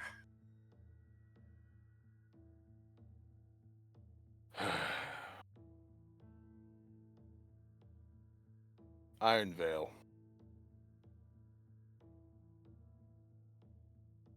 If you ever end up getting back with your sweetheart, making a family, look me up.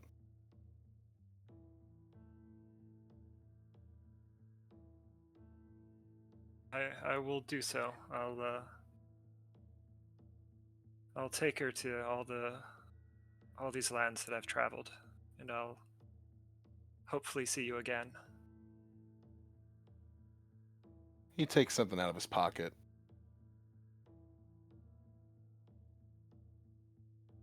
Save this for a special occasion. And he hands over what appears to be a very well-decorated, earthy, almost sweet-smelling cigar.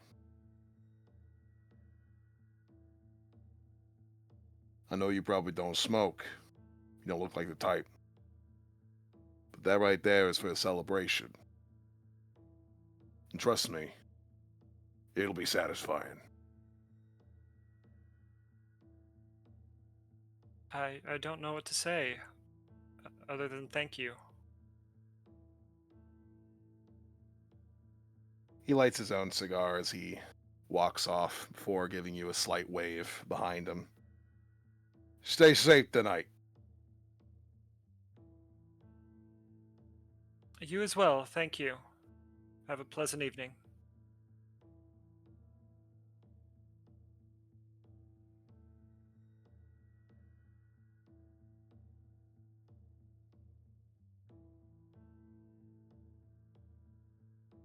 All right. Sort of closes out the evening's events, I think, fairly well.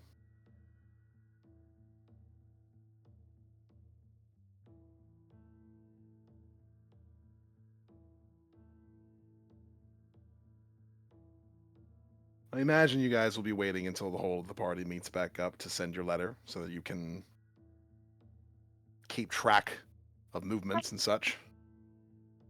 Yeah. Yeah. And also discuss Get a plan together. Diamond District stuff. Because Azalea was the one who had the conversation about other ways they can get in. I think I did let you guys know all the ways we could get in. Yes. Honestly, Nixie was not paying attention. She has a pass.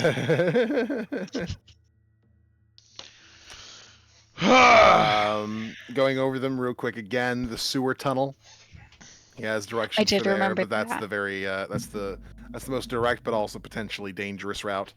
And also disgusting. Masquerading by forging invitations or bribing people who are delivering anything into the area to let you use their uniforms and such. Replacing any sort of performance artists that are going to be heading in there, forcibly or otherwise.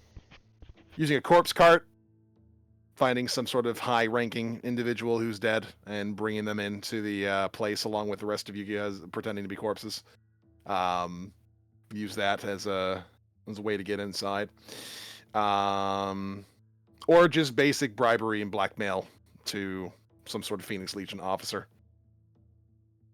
that you think you can corrupt properly. Well,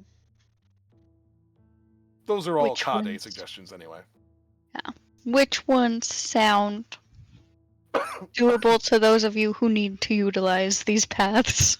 Oh, there was also another one where someone could make us fake passes. Yeah, hire a forger. Yeah. Yeah. Get a forgery. I like that As a one. player, I'm interested in the sewers. You know what? Same. Kings. As another player, I got PTSD from the sewers. You guys will be a man down, Yo. most likely. No.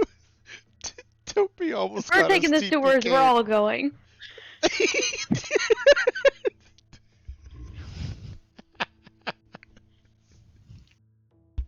Toby is one of the reasons why the other group's sewer mission is not going amazing. Oh, I that's have so no idea funny. what you're saying. But everyone is playing their part as far as that's concerned. Okay. I like the sewers, but if we want to do it like a better way, forgery's fine. I'm preferable to forgery.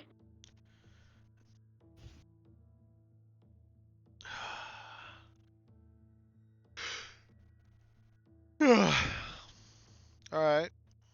Hey, we might be able to kill two birds with one stone if we kill a noble. Use their body.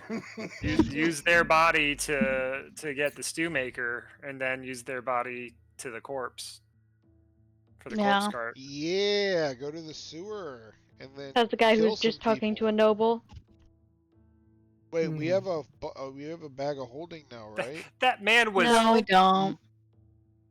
Well, we can get one. No, we don't. That man was either mourning his daughter or bittersweetly smiling upon the fact that he can never interact with her. Let me just bring up a, hey, think you could let me in? No, I'm just saying you could have killed him, and then we could have got in. But then Yeah. Savant wouldn't get paid. Let me murder the head of the underworld. I mean, shit, that sounds like fun. Shut up, Torque. Okay, so sewers or forgery?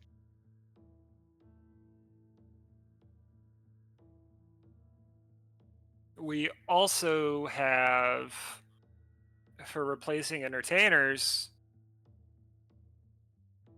None of our us boy are above. Harold said he was a hell of a dancer. Hey, Kade, can we borrow Harold? Why? No, that was a joke. That was above table. Do not ruin our moment. Fair enough. Mid No. lovely evening. Who is this Harold fellow? I assumed that this would be a next morning sort of conversation. Hmm. It is. That's why it's above table. It was a joke above table. Or was it? It was. Or was it? It was. Could be entertainers. Torque could be our strong man. I've got prestidigitation. I'm sure Savant could juggle with 4 arms. I am proficient What? in acrobatics. You're sure of this, huh? Pretend to be a circus troupe. It's an option. What? What? The entertainment option. What the hell? What the helly? What the Okay. hell are you talking about? Okay. We Uncle we Roger. keep discussing getting a dead body or creating a dead body. How do we intend to capture the guy when we get the dead body? So if they're... Go ahead. Well, me and Jeff were discussing that. You can go ahead, Jeff. So ideally this would work if there's some way we could fashion a trap and someone would know how to, would have the tools in which, or the expertise in which to do that. but we do have this fancy Rohypnol. We do, but how do we get it into the person? Well, it wouldn't have to be inside of them. You just have to It blow could it at be- them or Yeah, throw it this at is them. a- Blow this it is at an them? inhalation one, yeah. Yeah. I forgot that part. So if we're able to get it somehow in an enclosed room, We can literally Or- put the body somewhere where they would have to like crawl. Maybe Do like we put the actually body need a into- body? or like we can. You put need the a body You to wouldn't- you summon wouldn't- them. We can you put, wouldn't necessarily need a body. We just have to But tell if them where a there's- body well, would no, be. like we put a body just into a small like area, and then when they go in to like get it, we just have something that we can trigger so that it releases it. Notably, you don't know whether or not it's the actual stew maker himself who picks up the body, or if he has somebody handle that for him and bring them. Is this shit fucking up for y'all too? Yes. Yeah.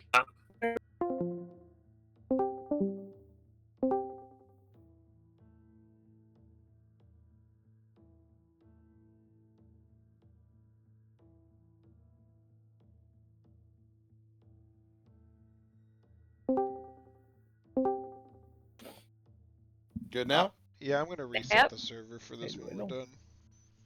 done.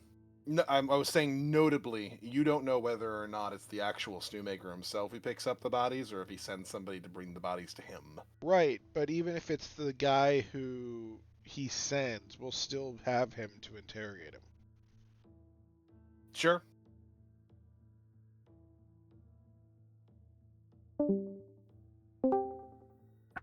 Bueller? Bueller? Yeah. Bueller, Okay. Bueller. Isn't there a spell that makes a body indistinguishable from being dead? There's drugs that do that. Makes your heart rate go so low that like Yeah, feign death. Yeah, there's also drugs. Bard, cleric, druid, wizard. If we figured out a way in order to cast feign death, then one of us could be the bait.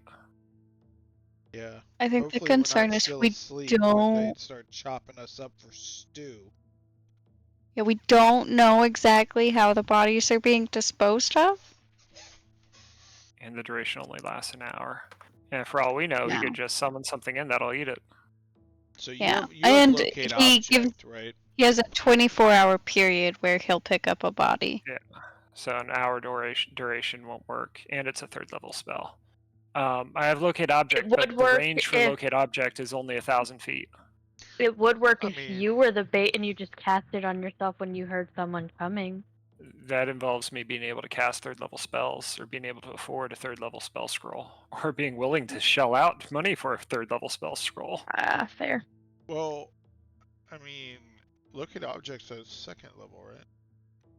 Yes, but it's got a range of 1,000 feet and a duration of 10 minutes. Right, it would but be like it'd be 1,000 threading a feet needle. is fine, right? 1,000 feet is not that far. I mean, it's a fifth of a mile, right? So I mean, How it's how large pretty is far. Grovair? Quite. Pretty large. I'd say it takes probably about like 4 hours to get from one side to the other. Then it's probably about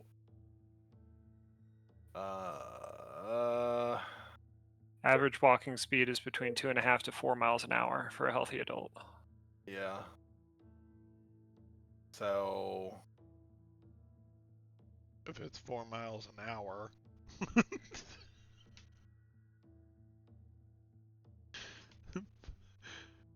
probably about 10 miles across. Oh, wait, what? Yeah.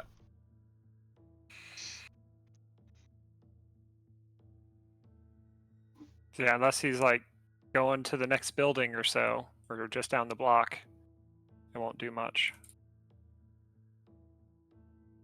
It'll be more useful for if we're, walking around the Diamond District and trying to find the house that contains the book.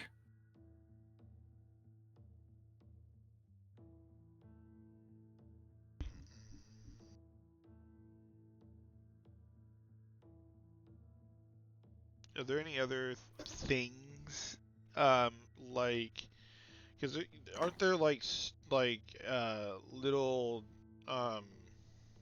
what is it called when you like put it on a map and it has the arrow on it?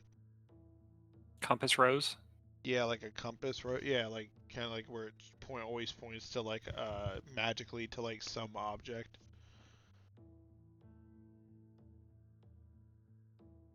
All right. Well, while you guys are considering your options, this is more or less where the game ends for you guys today. Before we go, though, I'd like to go through and do affirmations with everybody, if you wouldn't mind. Yeah. Hippo, why don't you kick us off? I'm gonna give it to Topi because he was really funny tonight.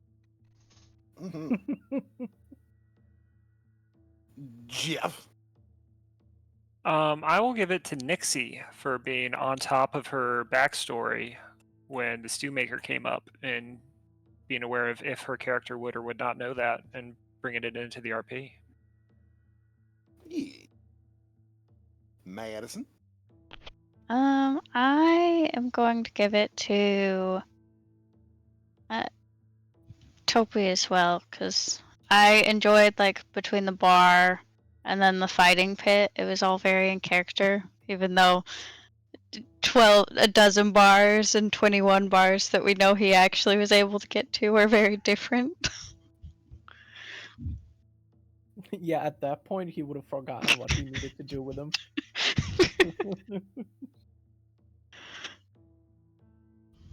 Bar, drink, no orc. Bar, drink, no orc. Bar, drink, no orc. Topi. I enjoyed Savant's interaction with the orc. Orc? Or Ogre? the ogre, half Ogre. ogre. There you go. Yeah. That's the one. Torque Sorry, I did a natural racism there. You did. You didn't do. You did indeed. you did. My bad. Haven. I'm gonna give it to Thethon for how funny he was being with the interaction between me and Kade. As soon as Kade gets there, oh, you brought a friend. She's like, oh no, just an escort. And then once he offered the tickets, he was like, oh, I don't want to be a third wheel. And then as soon as Kade brought up us not spending a night together, he just walks away. He's just like, I'm gonna walk away now. Doesn't want to be a part of that conversation. Doesn't want to be witness to it, not party to it at all. He's like, I'm gonna look at the Beautiful construction of columns these in this buildings." building here. Ah, yes, this architecture is so stony. Really interesting flooring. Anything can be a distraction Yes, at that the floor point. here is made out of floor. Yes.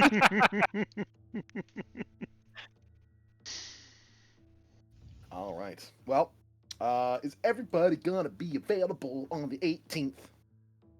Should be. Yes. Goody gumdrops. Goody, goody, goody, goody, goody, goody. Then I suppose I shall see you all then. I'll see you later. Stay safe, folks. Have a good one. You too.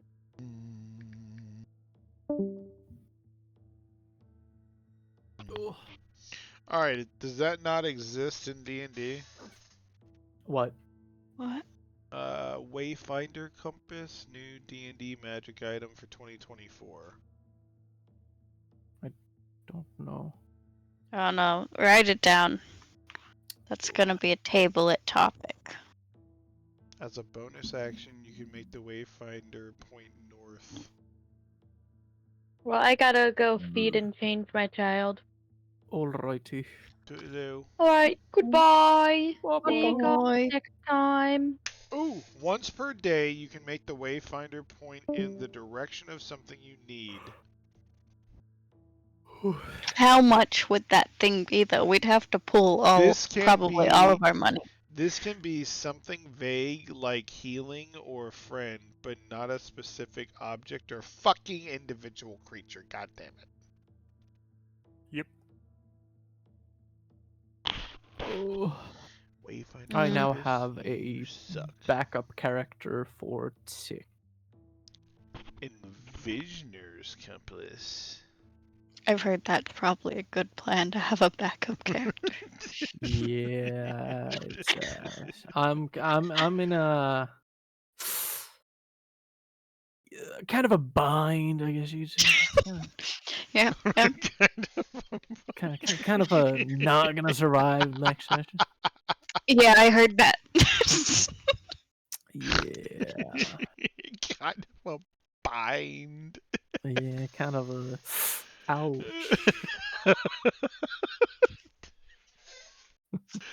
He's in the direction of a target for 24 hours or until this property. What is an Envisioner's Compass? This shit is I have what no we idea. need, dude. I'm exhausted. I'm If the going to bed. creature or object can't be Alright. targeted by divination magic, received their Good magical night. strength centers night. Envisioner's Compass. Envisioner's Compass. Yo, Compass. Hippo. The What are your plans for next session if things go south? If we TPK, I'm done, dog. And Isaac is, if we actually do TPK, what me, Haven, and Isaac talked about was he's just probably just gonna hop into this one. Oh, so the other one's just gone. Yeah. I mean, if we TPK and we all fucking die, dude. Yeah. I mean, Do we want to do this one weekly then? No, definitely not.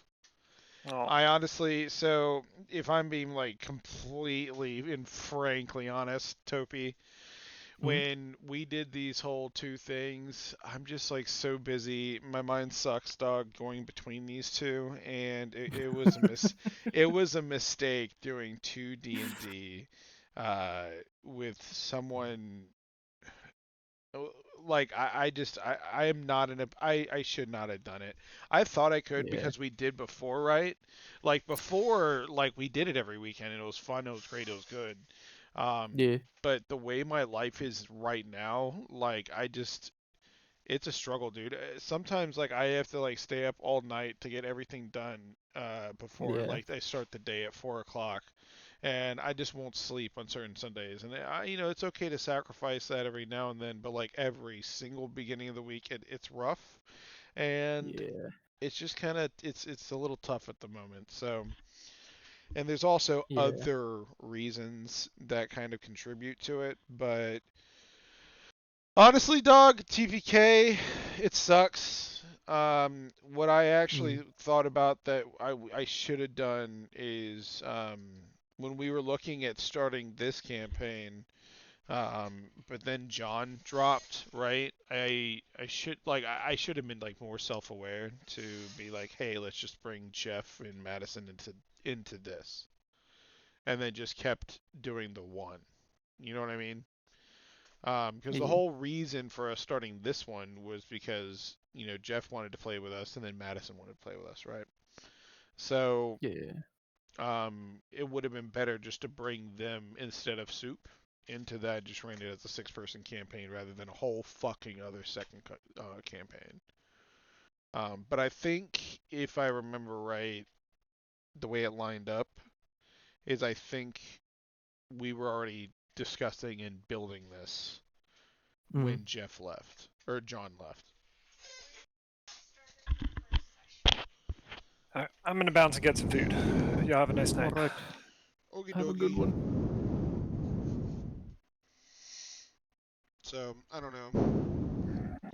That's kind of like what I'm feeling right now, and it sucks Yeah. because I really love our other campaign.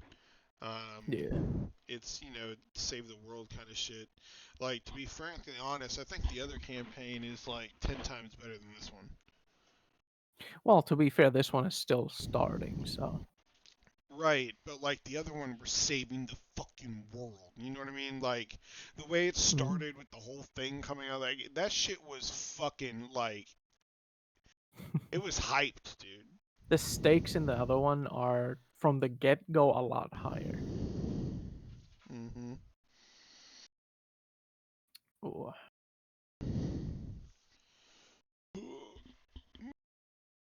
But yeah, now if anyone dies and I need a backup character, I have made a Thrycreen druid. Yeah. Yes. Thrycreen druid. Yeah, Thrycreen druid. Don't they like not talk? And they only Uh communicate with you like through your brain or whatever? yeah, it's telepathy, yeah. Okay. I can understand common, druidic, primordial, Thrycreen, and I talk to people through telepathy basically. I see. You know, if I were Yeah. to play another Vidalkin, we could have a arm wrestle. No. Motherfucker, I got 12 strength and 9 charisma. I don't think so, pal. You know what? I'm actually gonna change that into 12 charisma and 9 strength. I am weak, boy. Okay. Alright, well, I'm heading to bed. Later, dog. Alright, later.